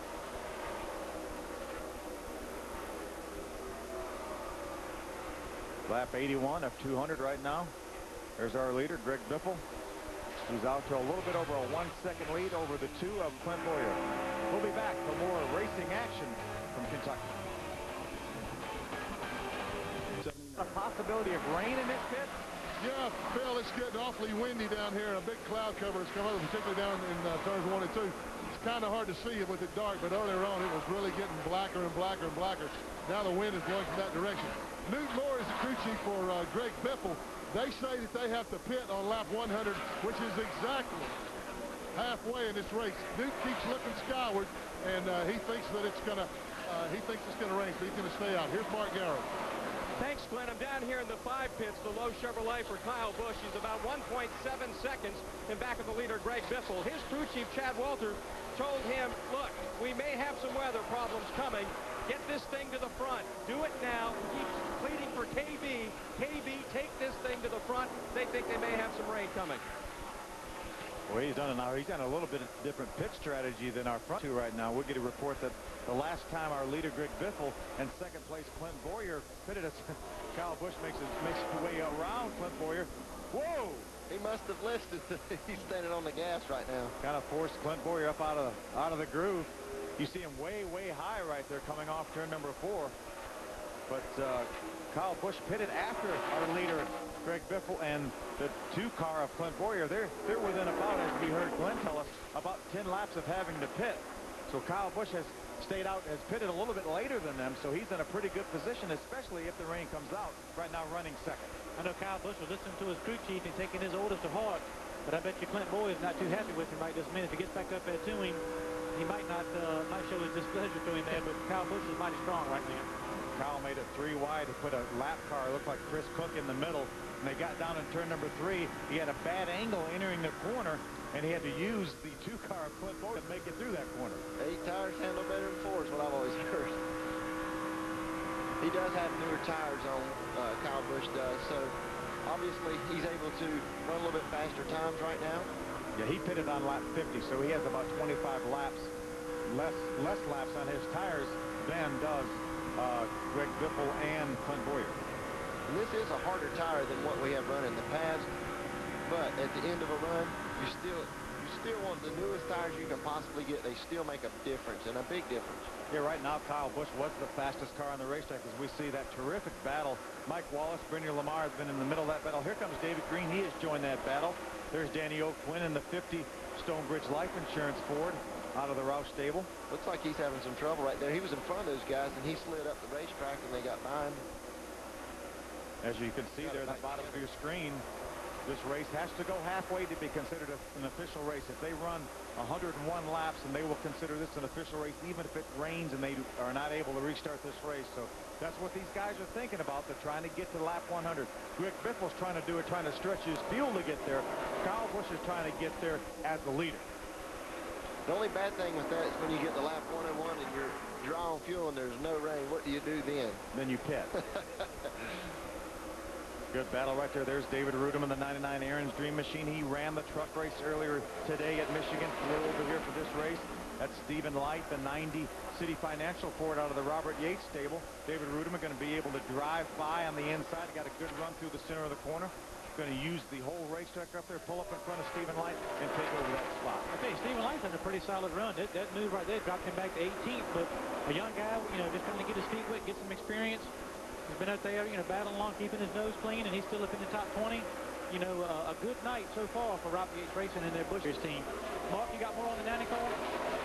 Stephen Light, when he's qualified his car, Hermie, really loose. He had his hands full, barely could hold on to it. You saw that because he qualified way down the running order. However, as this race went on, the car's gotten tighter and tighter and tighter. He's now telling his crew he likes the feel of the race car. A few more adjustments, some slight adjustments. He thinks he's going to be in the ballpark, perhaps for at least the top 10. Phil, I talked to those guys when they got here. That's a brand new race car for Stephen Light tonight. No testing, no time on the track. First lap on the racetrack yesterday during practice. So all things considered, a good night so far for that race team. We talk about how these cars are going to be loose qualifying because they're going to get tighter as the race went on. We heard Mark tell us he was loose qualifying, and now here he is in the race getting tight. As the racetrack cools off, these cars have a tendency to get a little bit tighter. And they'll just keep adjusting through the night. I'm sure he's just wanting to make it to the next pit stop. They can change some edge, some air pressure, do some track bar, whatever they need to do to get him more comfortable out there where he can run a little bit faster. a lot of the stories told about, we saw Greg Biffle in qualifying early today, sliding all the way out of the groove on his second lap and starting way back in the field in 30th, and right now leading this race. So that's how much the car and the tracks have changed between qualifying this afternoon and the race tonight. There's a battle for ninth right there. David Gilliland has managed to move his way back up into the top 10. Kevin Grubb hanging tough there. Good run for him. His second race back in 2.5 years. You know, we talk a lot about the Nextel Cup drivers doing double duty. Well, there's 8 of them in this field. The first 6 positions are all Nextel Cup regulars. And then we've got the 38th and 39th spots, Carl Edwards and Reed Sorensen, who did not have that great a day. See Harvick there taking a look at J.J. Yaley. Slipped a little bit getting in the corner, kind of gave him a little bit of slack, but Harvick's got a very fast race car. Both those guys have fast race cars, but it looks like the 21 has caught Yaley and working them right now. Harvick is really good from the center of the corner off. He doesn't get in the corner, or doesn't try to get in the corner as hard as Yaley in the 18. That is Kevin Harvick in the 21, the Coast Guard car. But you'll see from the middle lap, he's really, really good. And Kyle Busch has caught our leader field. Yeah, he was about a second, 2/10 of a second behind about 4 or 5 laps ago, and he has absolutely run him down. Greg Biffle is just within a handful of laps of having to make a green flag pit stop. Boy, would he love to see a caution flag come out right now. And as you mentioned a little while ago, his tires are a little bit, about 25 laps newer than those of Greg Biffle, so that's making a difference as well, Hank. Yeah. Well, I guess he listened to his crew chief. He ran him down from a long ways back, and now he's looking to the inside to take the lead. Looks like going down in turn 1. I believe he'll be able to do it, guys. Kyle Busch takes over the lead. We will get the cross flags next time by. This race will be halfway as Kyle Busch, Greg Biffle hangs tough on the outside. Kyle Busch goes ahead and pulls in front. He brings the low Chevrolet. We're hearing that Greg Biffle was going to make his pit stop. You see him slowing right down right now, making his way to pit road. Green flag pit stop for Greg Biffle. Glenn, he's coming to you. Yeah, Phil, once Kyle Busch caught him on the racetrack, he really just kind of pulled up and let Kyle go, knowing that he had to pit this time by. He has actually run a lap further than they thought they could. This will be lap 101 when they complete it. They're going to make a slight air pressure adjustment. I saw the guys working on the car a while ago. As I reported earlier, Greg been reporting that the car has just been all over the place, but they have continued to work on it for the spring rubber in the left rear and have gotten the car much more to Greg's liking. However, he is having to give up the lead for a green flag stop. First one of the night. It will be a 4-tire change. The air pressure adjustments have already been made. So this is scheduled. It's just that they're off schedule with everybody else. Will be coming in about 20 laps. Yeah, Clint Boyer is also on pit road at the same time. You see him just leaving his pit. There's Greg Biffle, bottom of your screen, leaving his pit. Tough break for these guys having to pit under green like this. Well, what they need is this thing to stay green and let it cycle around and make everybody else have green flag stops. The last thing they need is a caution, and then they'll be, if they do, they'll be called a lap down. So what we need, or what they need, is for this thing to stay green. Another thing we need to keep our eye on, field, if it does end up being green flag pit stops, we saw the 84 car on pit road under green. If they had that on the caution, excuse me, if they had that same kind of pit stop under green, it'll be really detrimental to them, put them way behind.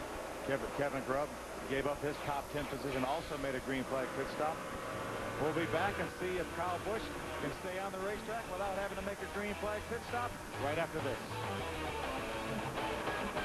Look at our Aqua Velva out of the blue moment.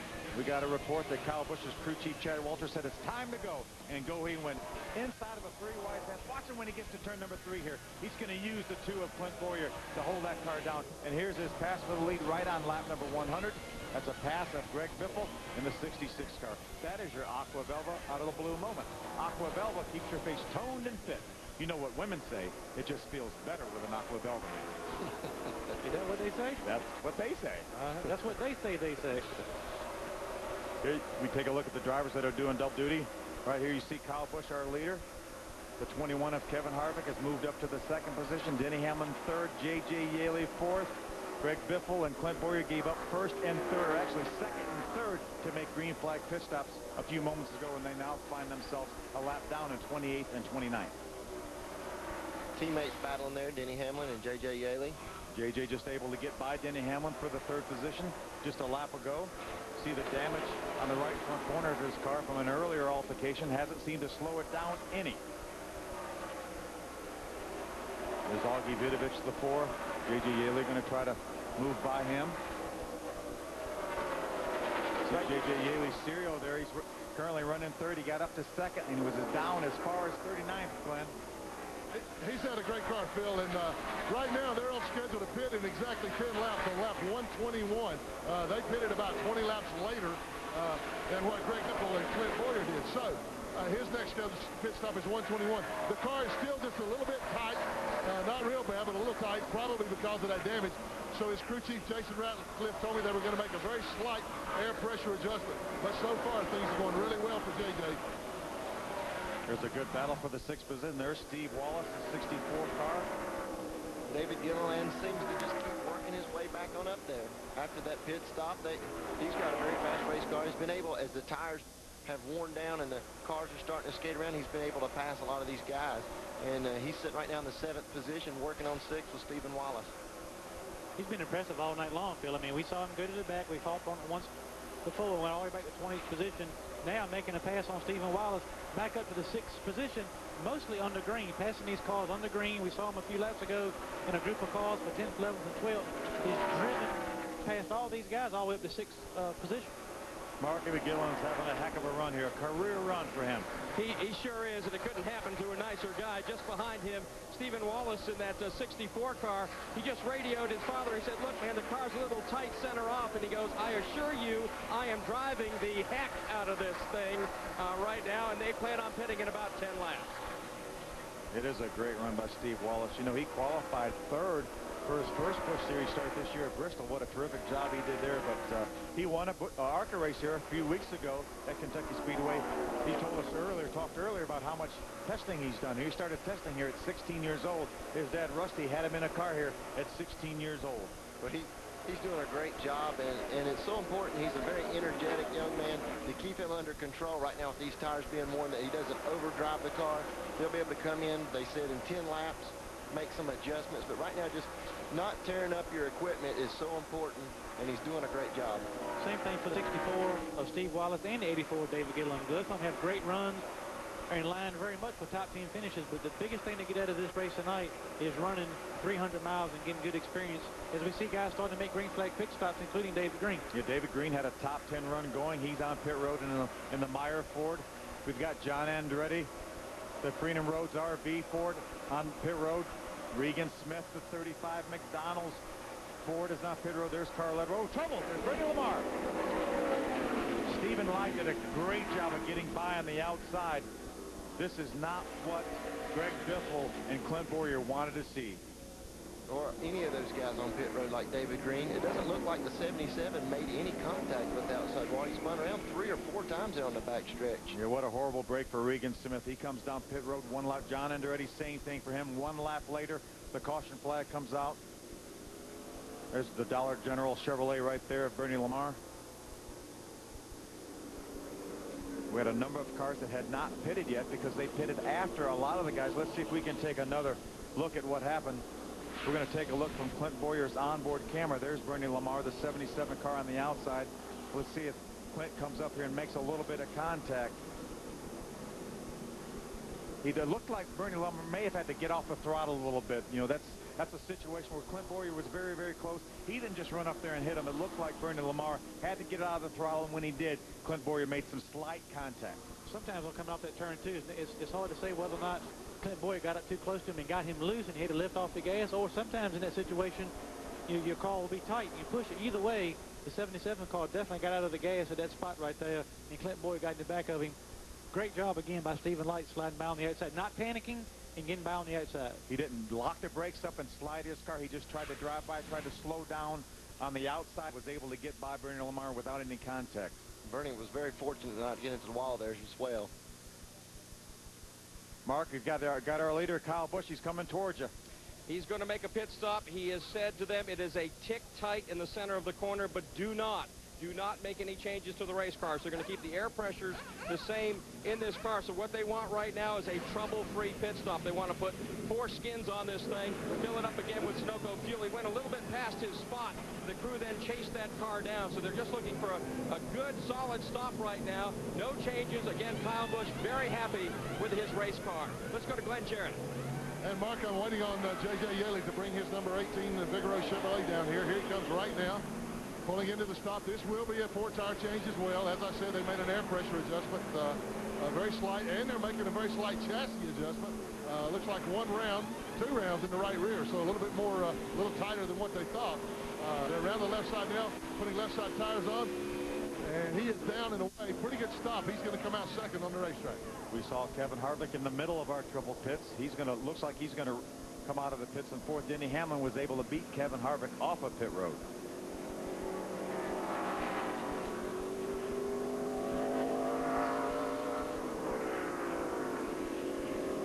Kevin Harvick, the 21 Coast Guard Chevrolet, is our leader, and we'll be back for the restart right after this. Our leader. Great job by those guys. Kevin Harvick lost 2 spots from second back to fourth. J.J. Yaley's pit crew held serve, third and third. Denny Hamlin picked up 2 spots. The big winner on that road of pit stops, and Paul Menard came in fifth, went out fifth. There's Johnny Sauter. He is our Aaron's lucky dog. He will get back on the lead lap. We will have 13 cars on the lead lap, including Greg Biffle, who is actually on the tail end of the lead lap, right in front of the field. He has the option of staying up there because he is technically on the lead lap. He's on the tail end. He did not pit on this caution flag. Obviously, we saw him pit back on lap number 101.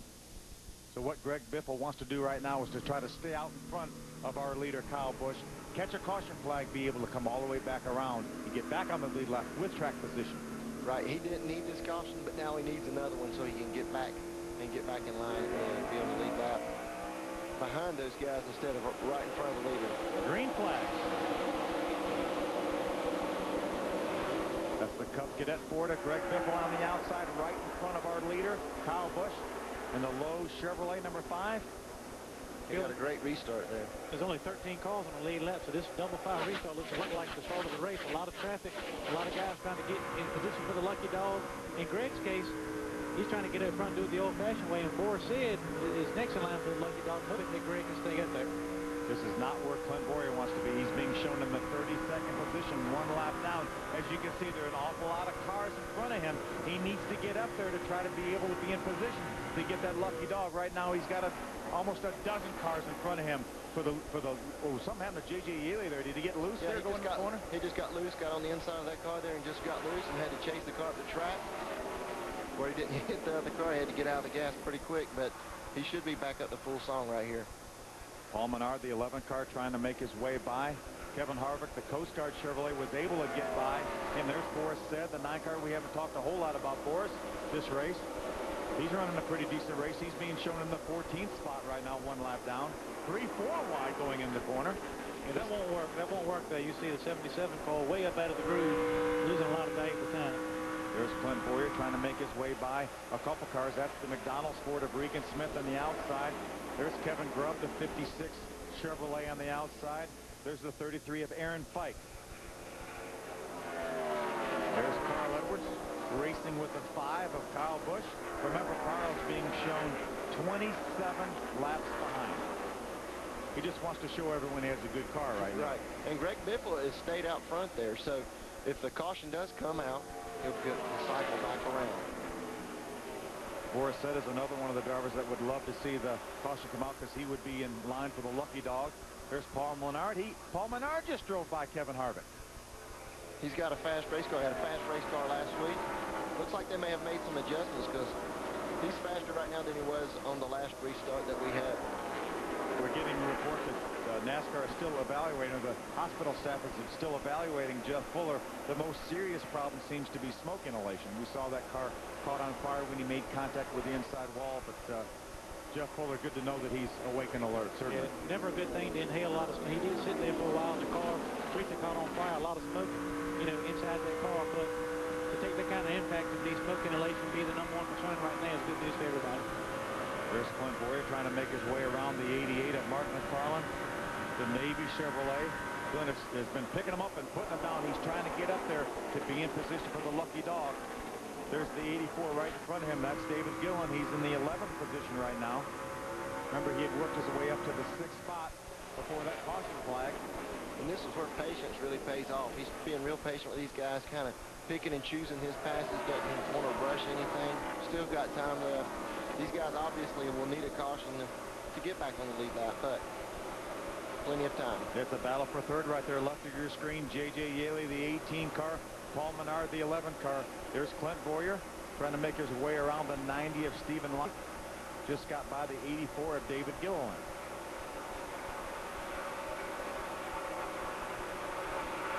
Kyle Busch is about 1 second ahead of our second place car, Denny Hamlin. That's the battle for third left of your screen. J.J. Yaley, the 18, Paul Menard, the 11 and fourth, and right behind him is the 21 of Kevin Harvick.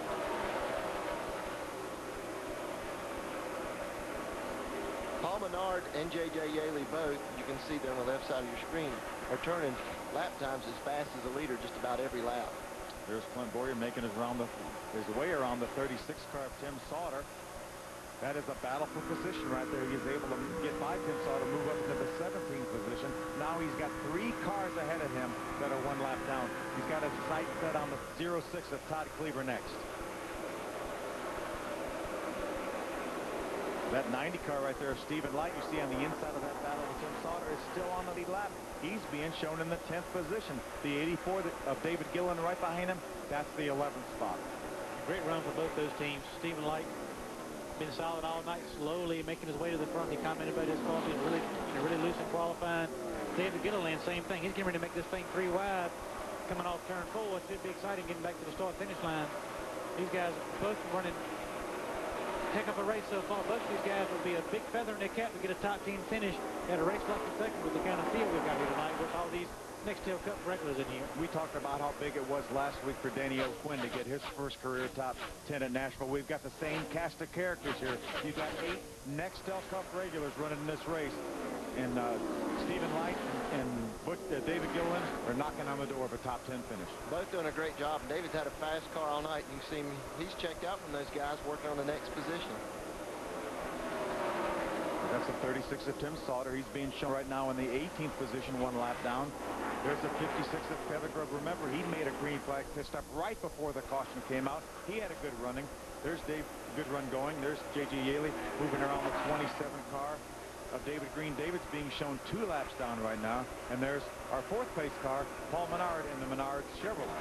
We saw David on pit road when the caution came out, actually, and that's where David lost both of his laps. Feels slowly but surely Denny Hamlin is starting to make up a little bit of ground on Kyle Busch. Just a few moments ago, Hermie was over a second behind. Now he has cut that deficit to under 1/2 a second. So Denny Hamlin is on the move. Let's keep up with the guys that are doing the double duty. There's Kyle Busch, Denny Hamlin, J.J. Yaley, 1st through 3rd. Kevin Harvick back in the 5th spot, right behind Paul Menard, and then Greg Biffle, who's on the tail end of the lead lap in 13th. Clint Boyer trying to get in position to get that lucky dog. Carl Lewis still soldiering on after transmission problems, and Reed Sorensen out of the race. It says a lot about Joe Gibbs racing these 2 Busch Series teams, 2 young drivers like J.J. Yaley, Denny Hamlin.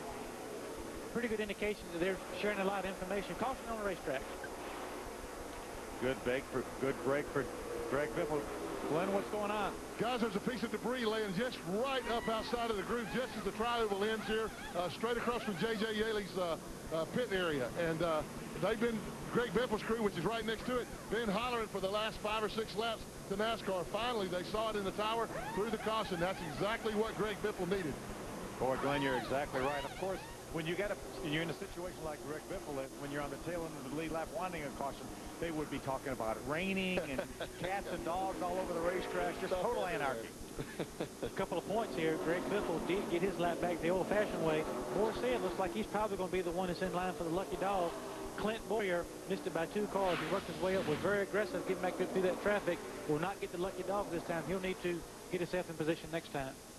See that right after Paul Menard went by, we saw the debris. We don't know if it came off of Paul Menard's car, but that's when we first saw the debris. This is our 8th caution flag.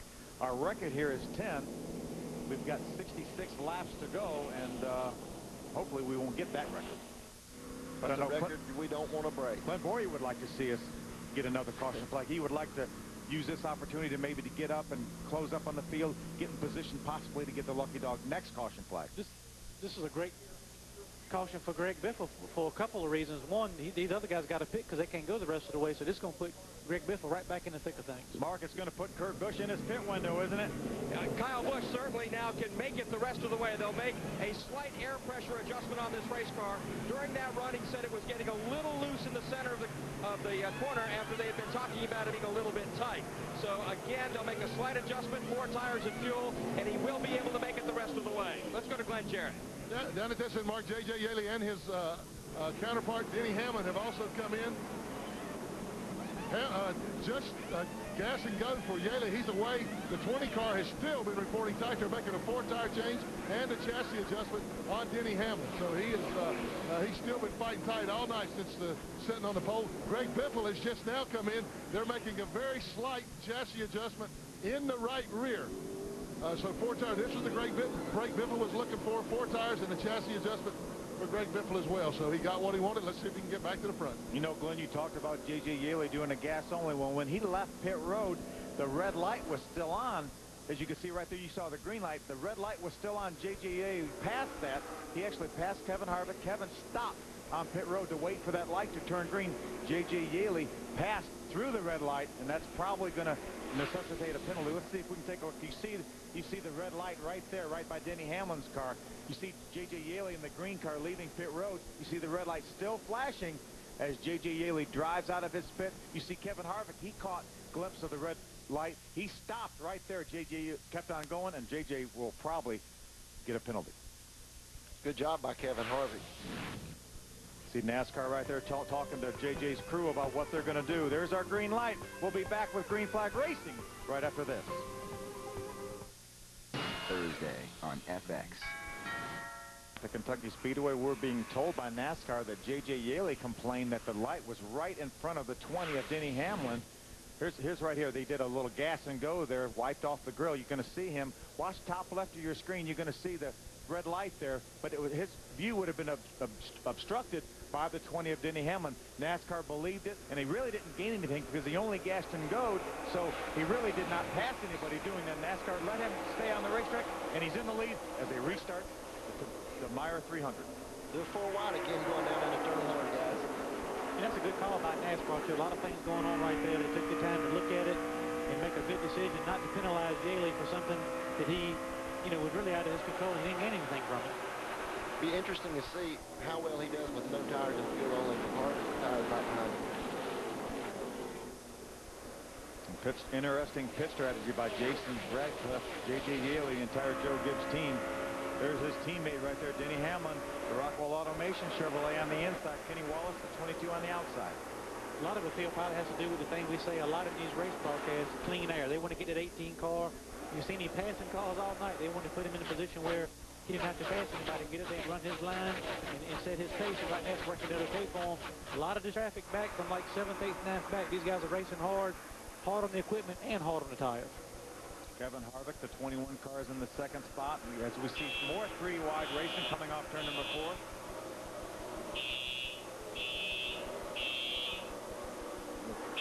We have some sort of an alarm going off. Nothing to be alarmed about. I think they're alarmed. They're all 3 wide, 3 rows back out there coming down the front straightaway. You think some of these drivers are keying that alarm there? This doesn't look good.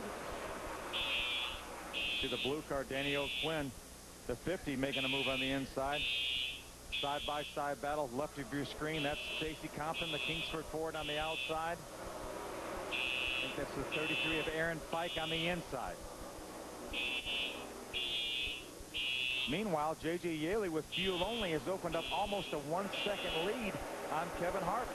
See there, he's checked out. I mean, that is so interesting to see. We saw guys earlier being able to run really fast with no tires or older tires, but Kyle Busch was able to catch him. It'll be interesting to see late in this run if they'll be able to run him back down. Remember, folks, nothing to worry about. That alarm you may hear in the background is in our broadcast position here. That's something the racetrack has triggered. It's nothing wrong here. They're still continuing to race. And Kevin Harvick is running second right now, Mark. And that's the good news for him, but he just radioed into his crew that he thought he had a flat tire. The crew, Shane Wilson, his crew chief, told him they kept taking a look at it. The spotter looking at it, and at this point they think he's okay. Of course, again, this is the same car that he won with here in 2001. They nicknamed it Pounder because as a backup it pounded the field into submission and won that race. He's sitting in the second spot right now, losing ground though to J.J. Yeley and not quite sure what he's feeling. Again, he thought he had a flat tire, so obviously things not to the liking of Kevin Harvick right now, but they're not quite sure what the problem is. Phil, getting back to J.J. Yeley, our race leader right now, we talked about him coming in for pit road for gas only, no tires. Only 3 laps ago, lap 140, ran his fastest lap of the race on those old tires. Again, out front and clean air makes a difference.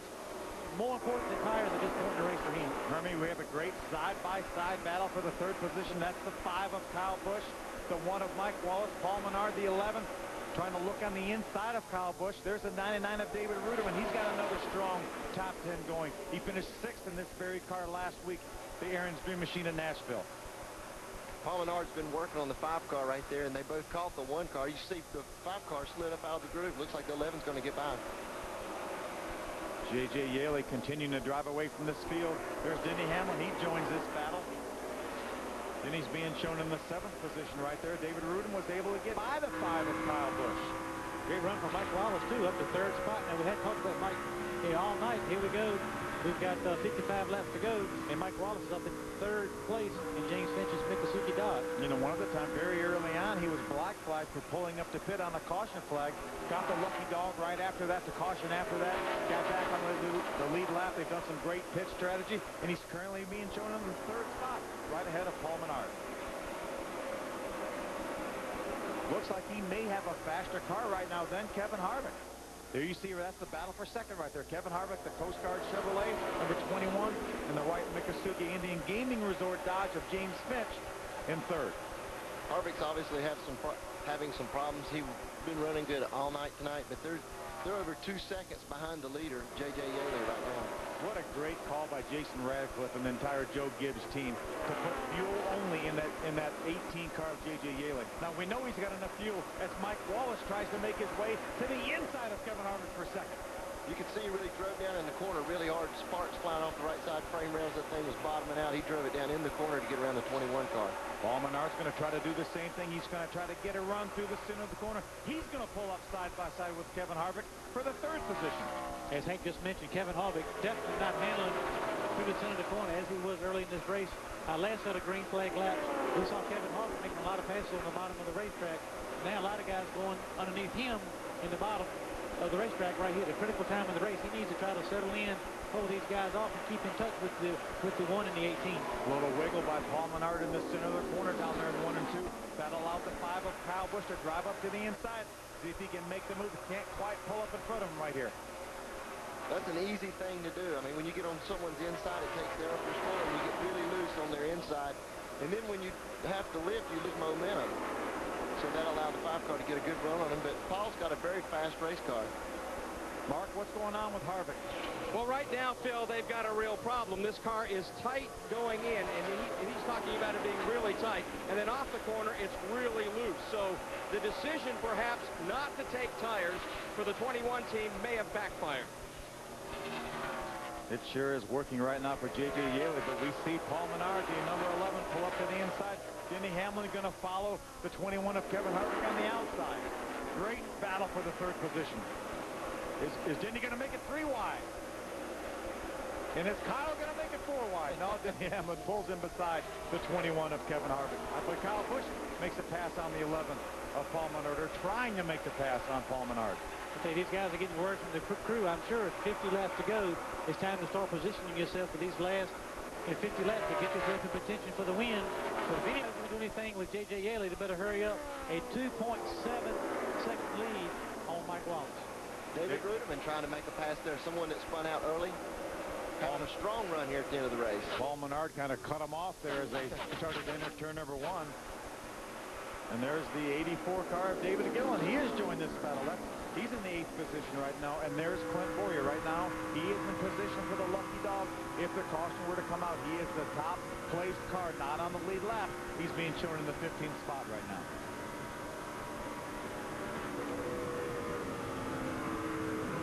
J.J. Yeley continues to lead. He's got about a 2.5-second lead. There he is right there, the Home Depot Figaro Chevrolet. He didn't take any tires. We're going to see how that affects him as we get into the waning moments of this race. We're going to be back and check it all out here at Kentucky Speedway right here on FX.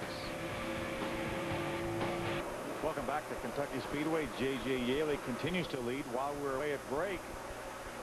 Kevin Harvick has lost several positions, and Kyle Busch made an unscheduled pit stop, Mark. A tough break for him. They went to the right side, changed both of those tires. The lap before that, he had been complaining about the car getting suddenly very, very tight. Thought there was a tire going down, and so they asked him to come on in instead of certainly risking some sort of maybe bigger problem, a wreck. And tough break for Kyle Busch. He had a chance to win this race. It's now gone by the boards. There's Kevin Harvick. I'm sorry, Clint Boyer, the 2 car right there, the AC Delta car. There's Greg Biffle. Remember, he got his lap back the old-fashioned way. He earned it. Running in the 7th position. Making a major move. He had to restart in the very, very longest line. While we were away, Kevin Harvick has continued to lose positions. He's being shown in the 8th position right now. David Gilliland, the 84 car, while we're away at break, took over the 5th position. He got by David Ruderman and Kevin Harvick, and he just ran the fastest lap of the race at a 30.843. That's only less than 0.2 of a second slower than his fastest. Oh, trouble. David Green's got something rubbing from some contact. Looks like he has some contact, and maybe a right front fender brake has been off the front of that car and is dragging the racetrack. NASCAR will take a good close look at that. There's Clint Boyer making his way around Kevin Harvick. Remember, Clint Boyer right now is being shown in the 13th position. He is 1 lap down, but he is the highest placed car 1 lap down. If the caution were to come out right now, he would be in position for the lucky dog. There's Kevin Harvick. He's getting ready to lose another spot by Ashton Lewis. 2nd week in a row, Ashton Lewis has had a good run. Good for him. That they've really turned their season around the last couple of weeks. He's a good guy, and they're doing a good job tonight. Kevin Harvick desperately needs a caution flag. He needs to get in here and work on that car and make some adjustments and see if he can make that car better for the end of the race. We've only got 38 laps to go. Talking about Ashton Lewis, he started in the 32nd spot today, so great run for them getting up through the pack. There's J.J. Yaley. We see the damage on the right front hood and fender of that car. He had that from an earlier altercation. It hasn't seemed to slow that car down at all. Gassed only on the last pit stop. He's got almost a 3-second lead over Mike Wallace in 2nd place. There's David Gilliland right there, the 84 car. He's being shown in the 5th position. That's Paul Menard, the 11th car right in front of him. He caught a glimpse. There's Paul Menard right there, the Menard Chevrolet out of the DEI stable. Really impressive run for David Gilliland. He was a high of 2nd. He had some trouble on pit road with his own pit crew.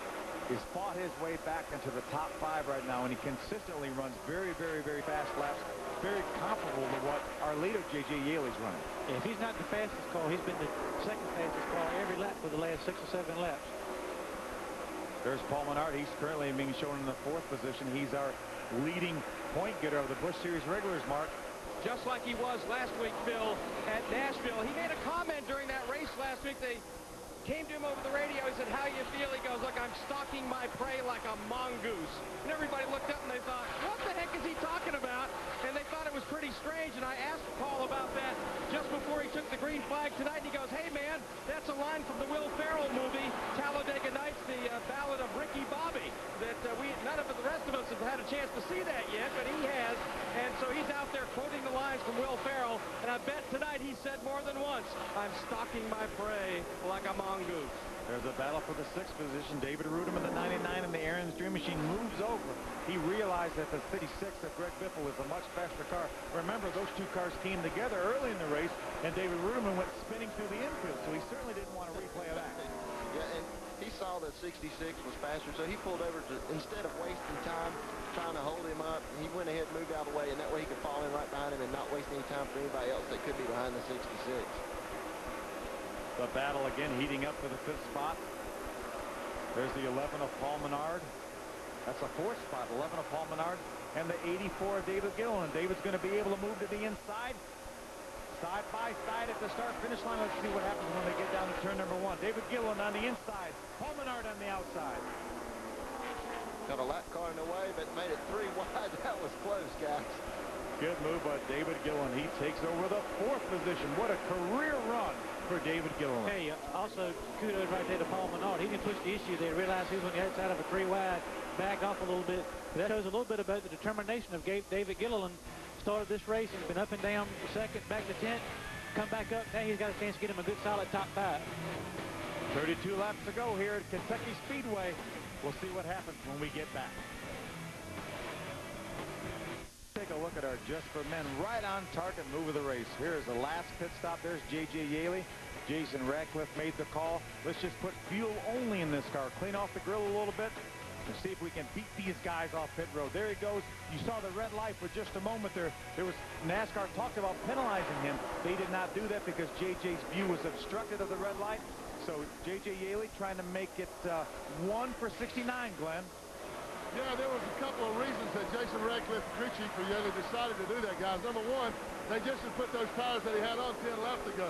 Number two, that right side damage he suffered in that earlier contact with Stephen Wallace, they needed to get him out clean air. So a gas and go, one way to do that. But the main reason, they didn't have any more new right sides because after that contact with Stephen Wallace, they went and put new right sides on. So sometimes good things happen later when bad things happen earlier. Great job, Glenn. You know, there's a great battle for second. We talked about David Gilliland, his problems on pit road. Now he's looking to the inside of Mike Wallace for the second position. He's already got by the 20 of Denny Hamlin, our Nextel Cup winner from last week at Pocono. David Gilliland going for second. Denny Hamlin's going to make him 3 wide there getting into turn 1. But David's not going to let out. He's very determined tonight.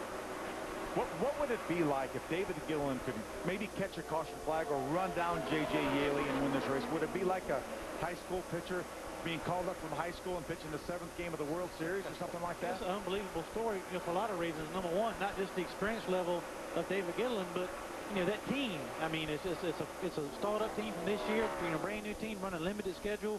It would be a huge upset and do a lot for a lot of the smaller teams as far as giving people hope as far as running good in these Busch Series races.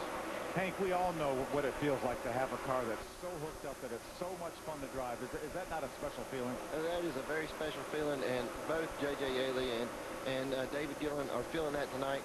David's got clean quarter panels and a yellow stripe on the back. It would be awesome to see him get up there and battle with J.J. Yaley for the win.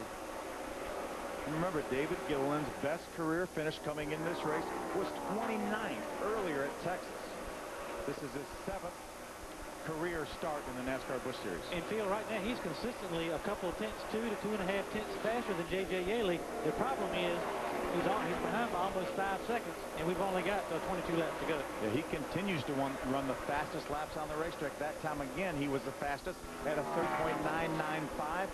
J.J. Yaley was about a 1/10.5 of a second slower. This time they run about the same thing within 3/100ths of a second.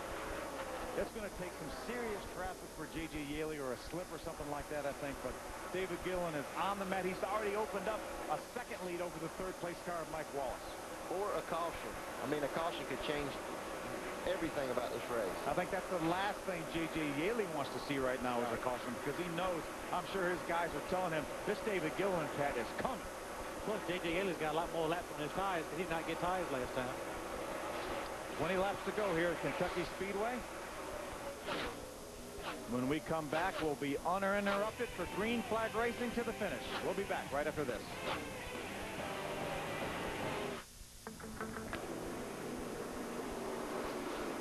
Welcome back to Kentucky Speedway. As you can see, J.J. Yaley's not running very fast. That means caution flag is out. And that 5-second lead that he had over David Gilliland is going to go away. Here's why we're under caution. The 43 of Chris Cook. You see him right there in front of the 50 of Danny O'Quinn. Looks like he might have got just a little bit loose when the 50 of Danny O'Quinn pulled right up behind him. He does a great job not making any contact. Stays down in the grass off the racetrack. Good job by Chris Cook to get that car straightened back out. But it did bring out the caution flag. J.J. Yaley did not want to see that, but David Gilliland is saying yes right now. Yeah, we've been talking about these last 7 or 8, 10 laps since David Gilliland took over the 2nd spot. He's been consistently 2 to 3 tenths a lap faster than the 18. Also, the 18's tires are a little bit older than those of the 84 car, so interesting to see what these guys do. I'm sure the 84 will stay out.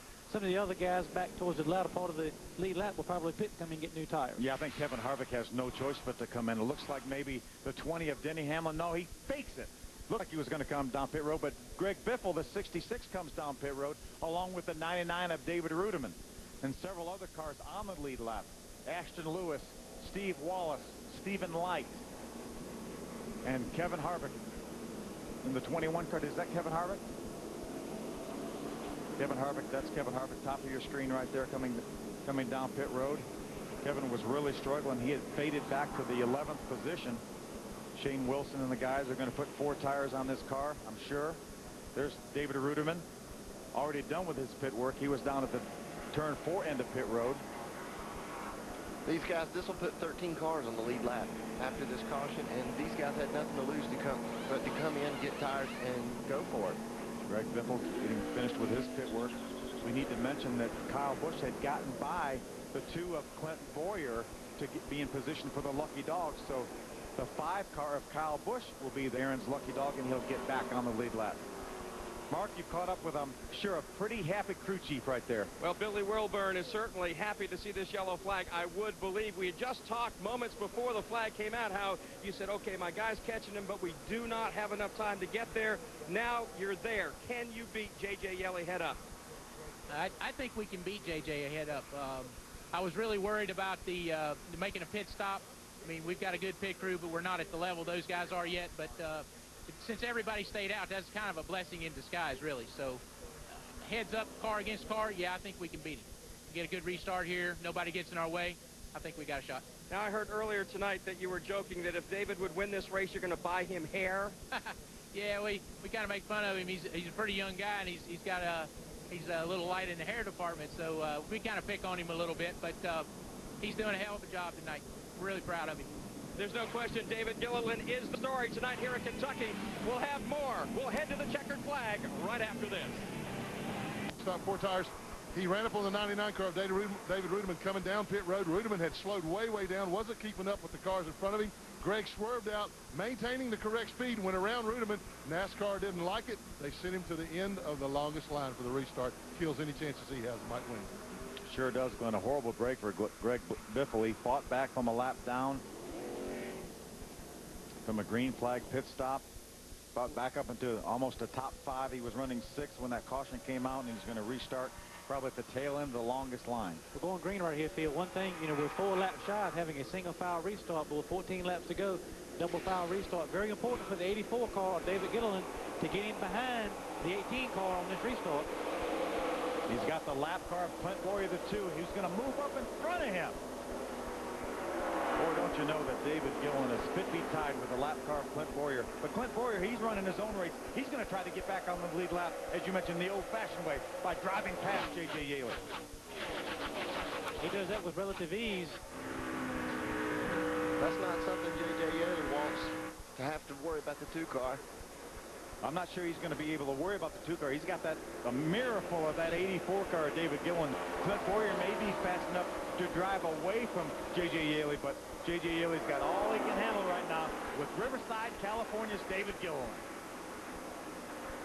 What Yeley doesn't want is to be behind the 2 car and get tight behind him. If the 2 car can't just check out, he doesn't want to be anywhere around them. Yeah, I thought maybe Clint Boyer would be able just to drive away from him, but you see JJ's only about 4-5 car lengths back. Good run through the center of the corner for David Gilliland. Good momentum. Denny Hamlin has moved up to the 3rd spot, got by Mike Wallace.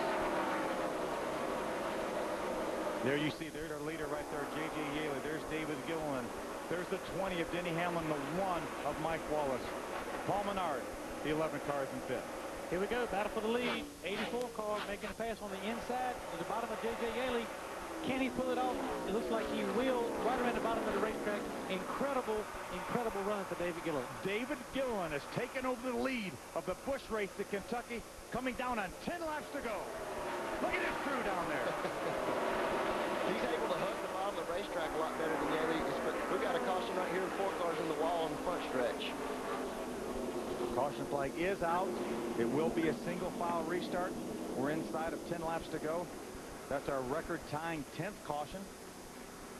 That's Augie Vidovich, the 4 car right there. Boy, David Gilliland didn't want this caution either. I know it probably in the long run may not be that big of a deal as far as the outcome of the race, but he had just made a pass, a lot of momentum was selling in there. Anything can happen on these restarts. I'm sure but his guys wanted to see this race go to the finish. Hermie, David Gilliland just ran his fastest lap of the race on lap 190 the last time by. How about that?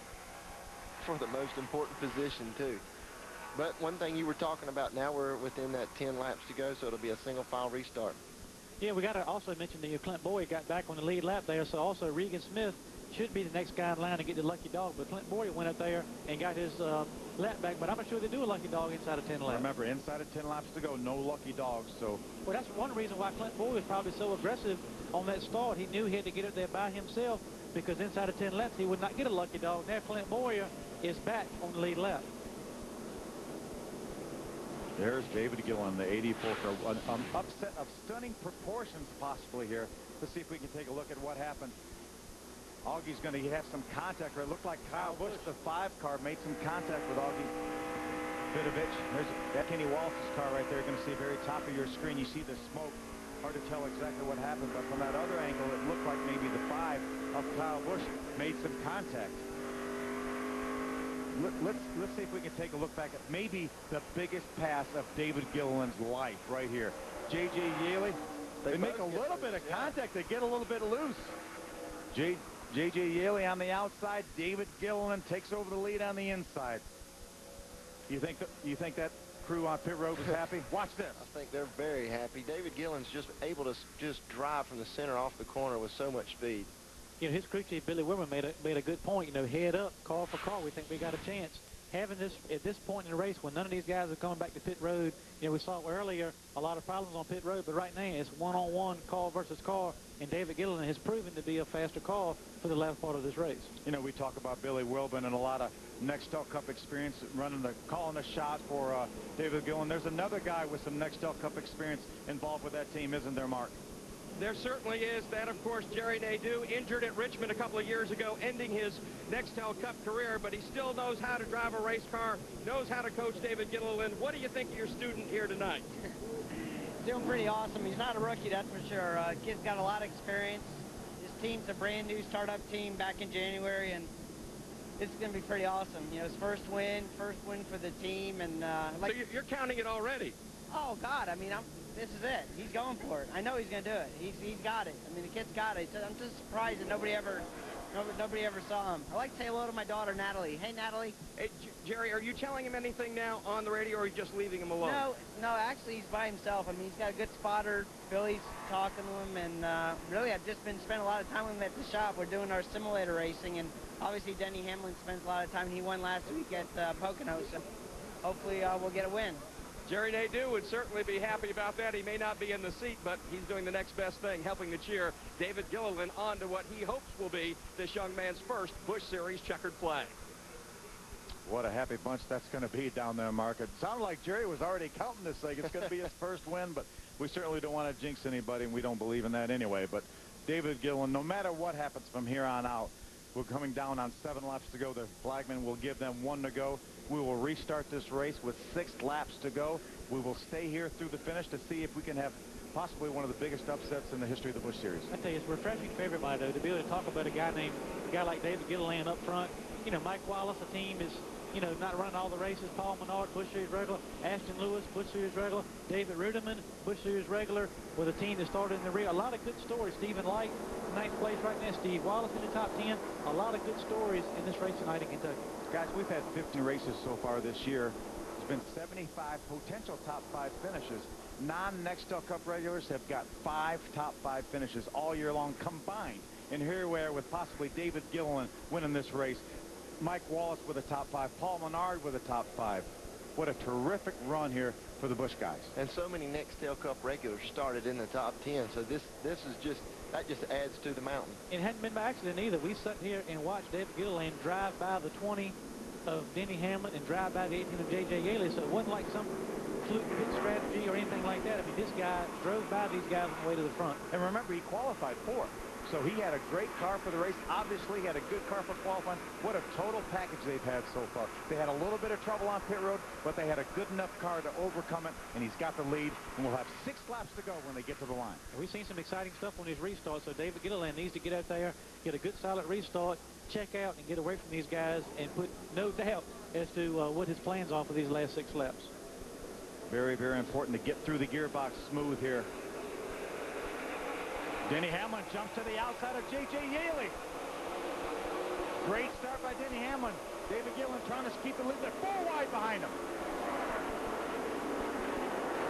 They back down to 2 wide, smart enough getting into the corner. Paul Menard's wanting to get around Mike Wallace bad right there. Meanwhile, David Gillen's able to keep the lead over J.J. Yaley.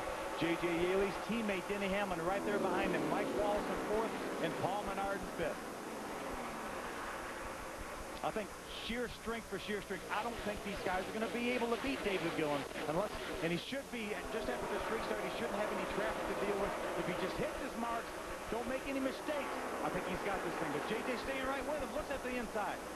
J.J.'s really able to get in the corner, but the 84 is really able to get up off the corner. J.J.'s giving it all he's got right here at these last few laps. David opens up about a 3-car length lead on J.J. Yaley. Remember, J.J. took gas only on his last pit stop back on about lap number 134, 135. 4 laps to go. David Gillen just ran his fastest lap of the race, as did J.J. Yaley, as did Denny Hamlin, as did Mike Wallace. The top 4 all ran their fastest laps of the race that last time by. Go, Mark. David Gilliland, guys, not only is he a non-Cup driver, but this team gets their engines in-house or builds their engines in-house. They don't go to a Cup team and get their power plants like a lot of these other non-Cup teams do. They build them in-house. Their head engine builder, Steve Allen, he said, make sure you tell him it's Steve Allen of Murphy, North Carolina. There's 2 of us, and I want to get the proper credit if this boy wins the race. Remember now, guys, J.J. Yaley, look at first career win in the Busch Series. He's 0 for 68 right now. He's giving it all he's got. Now, he's able to get in the corner. I know I've already said that once, but his car is really good getting in, but David's car is really good getting up off the corner, and that's where he's making up his time. 2 laps to go for David Gillen. Career start number 7. JJ's hanging tough there. He's not giving up on this thing. He would love to get up there, battle with David Gillen, maybe try to get up there, loosen him up a little bit. Last time by, all the top 3 ran their fastest lap of the race.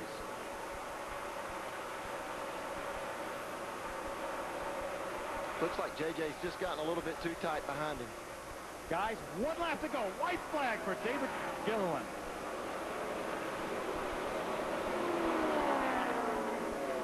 Just hold that line there, David. He's got about a 3-4 car length lead right there. See, a lot of people thought it'd be a long time before we see a Busch Series regular win another Busch Series race, but this is more important than that. A part-time guy with a rookie driver, this is absolutely incredible. Guys like the New York Jets beating the Baltimore Colts in Super Bowl number 3. David has truly beat the Goliath of NASCAR Busch Series races. David Gillen wins at Kentucky.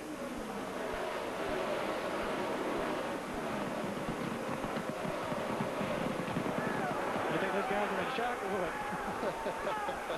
Mark, I'm with the winning crew chief, Billy Wilburn of Clay Andrews Racing. All right, this may be the biggest upset in Busch Series history. What are you guys feeling right now? I feel great. It's unbelievable. David Gilliland is the best kept secret I've ever met in my life. I don't know if it's an upset. We feel like we're a top caliber team. We're wanting to position ourselves this year to run the full schedule next year. So hopefully this right here will let somebody take notice of this whole group right here, okay? Andrews, Cully Barraclaw, Steve Allen, all these guys, Hype Manufacturing. It's awesome, ain't it? Congratulations. Thank you. Bill? Mark, the first Busch Series regular, even semi-regular. David Gillen doesn't even run all the races, but the first guy that's not a Nextel Cup regular to win in 2006. He's doing some pretty good burnouts for a rookie, I know that. Well, he had some experience doing that last year in the West Series. He won some races out there, but nothing will match this day for David Gillen. It's a great story. I mean, we keep talking about it, but I'm sitting there kind of in shock, too. We talk about all these other guys, you know, the Biffles, the Harvids, the Boyers, all these guys, and to have a guy, David Gilliland, come, basically, and I know they're a good team. I mean, there's no question about that. They've had some good, solid qualifying runs, that kind of thing, but Billy Wilburn is telling you a story. If he really felt like they were coming here tonight and win this race, but a great story, a NASCAR, certainly for David Gilliland, and it gives it, you know, lets everybody know this can be done. Something he'll never forget. This night he will never forget. I tell you, what an incredible job by David Gill and that entire team. I'm telling you, just an upset of stunning proportions here. Should be one incredible victory lane. Yeah. We're going to be back to talk to David Gilliland and Victory Lane. What a terrific job. We'll be back with more from David Gilliland and Victory Lane at Kentucky.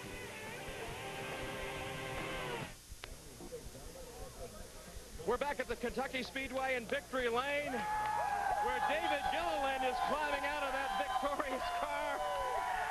And as you would suspect, this is one happy crew. David, congratulations. You had tears in your eyes, buddy, when I reached in there to congratulate you. What are you feeling right now? Unbelievable, man. I just got to thank my crew, my car owner, Clay Andrews. You know, we're racing unsponsored. We're building our own motors. We're up against it, you know what I mean? And they've asked me for the last 3 months what do you think about racing with these Cup guys, and I said I love it because it's going to make me better. And tonight it made me better, and we're here. We're in Victory Lane. I can't believe it. It's a dream come true. I've waited my whole life for this. It's been an opportunity of a lifetime to try and run the Busch Series, and we're just hopefully we can keep on going from here. Talk about your thoughts when you were catching J.J. Yeley at the end of the race, but the time was running out. You weren't going to have enough time. The yellow came out. At that point, you think, okay, it's mine tonight. Yeah, I was pretty happy, but I was worried if they were going to pit or not because our car wasn't real good on new tires at the beginning, but at the end of the run, Billy Wilburn and the guys made some adjustments, and it was good right off the bat, and I was able to get around a bunch of guys right up the way and just start picking them off and digging. So awesome, man. I just can't believe it. I cannot believe it. It's a dream come true. You're sitting here. This perhaps is the biggest upset in Busch Series racing history. What do you think of that? Awesome. I'm happy to be a part of it. You know what I mean? Like I said, we're unsponsored, building our own motors, and just an awesome opportunity, man. Clay Andrews and all the guys, you know, we missed Charlotte last race, and we've been running a partial schedule, and told me it just wasn't right, you know, and we came here and we unloaded, and lap 5 I told the guys perfect, and pretty excited about being able to feel that also, you know, and know when the car's good, and it's kind of a slow process for us. We didn't get started. We moved into our shop January 15th. We got 3 cars that are done right now. We've been behind, you know, and awesome. This is going to speed us up. You ready to celebrate? Oh boy, I'm ready. Woo! Let's go over to Glenn Jarrett. And I'm standing by with J.J. Yeley, who is standing just outside of Victory Lane with a wistful look on his face, but still smiles. Hey, man, you did everything you could do.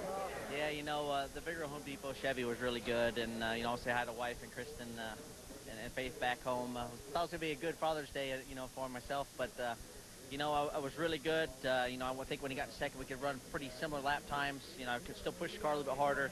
On that restart, you know, I just expected Boyer to be a little bit better of a lap-down car. He raced me pretty hard, got me loose, and then I let David get a run on me. I mean, you can't take nothing away from the guy. He did an awesome job, had an excellent race car. I got in behind him. You know, I was overdriving the entry because the only shot I had was trying to get the outside of him because he was protecting the bottom pretty good. So, you know, I wish I could have got, you know, Vigor Home Depot been behind me since the beginning, and, you know, I think they just said it's been 60-something starts since I've ever had a win, and let one get away tonight. Well, I'm not so sure he really let one get away. Just the cars weren't with him tonight. Very graceful, very nice way to look at it, J.J. Your day is coming, trust me. Glenn, J.J. tied his career best finish of second. He got that at Memphis last year. There's our unofficial results. As you see, David Gilliland wins in the 84 unsponsored Chevrolet. J.J. Yeley, Denny Hamlin, teammates second and third. Great day for the Busch regulars. Yeah, Ashton Lewis in 5th place. That was a good run for him, and Mike Wallace as well. 2 weeks in a row, David Rudiman with good solid runs in the Aaron's Dream Machine. Kudos to those guys. They've struggled some in the first part of the year. Steve Wallace, you see him up there in 11th place. Another good run for him. And Boris Sid finished 14th on the lead lap. John Andretti is the first car 1 lap down in 15th. Pretty decent run for him. Todd Cleaver with a top 20 finish, as well as Michelle Jourdain Jr., 18th in the PPC Ford. A lot of these guys right here, David Green, for example, was on pit road when the caution came out, caught him a couple laps down, but that's a tough thing to overcome. Kevin Grubb had a very, very good run going early. He also had the same problem. He pitted. Then the caution came out, put him a couple laps down. There's Carl Edwards, second in points coming into this race, ends up 36. Reed Sorensen, who was so strong early, lost that tire going into turn number 3, made hard contact with the outside wall. And Eric McClure brings up the rear in 43rd position. Want to make sure we put out a word to send our best wishes to Jeff Fuller. Hope he's doing all right. Glad to hear the good news so far. Hope he's doing well. Fox FX and Speed coverage of NASCAR continues tomorrow, beginning with NASCAR Race Day on Speed, leading up to Nextel Cup Series racing presented by AOL on Fox. And then NASCAR Victory Lane wraps up the entire weekend on Speed. Our coverage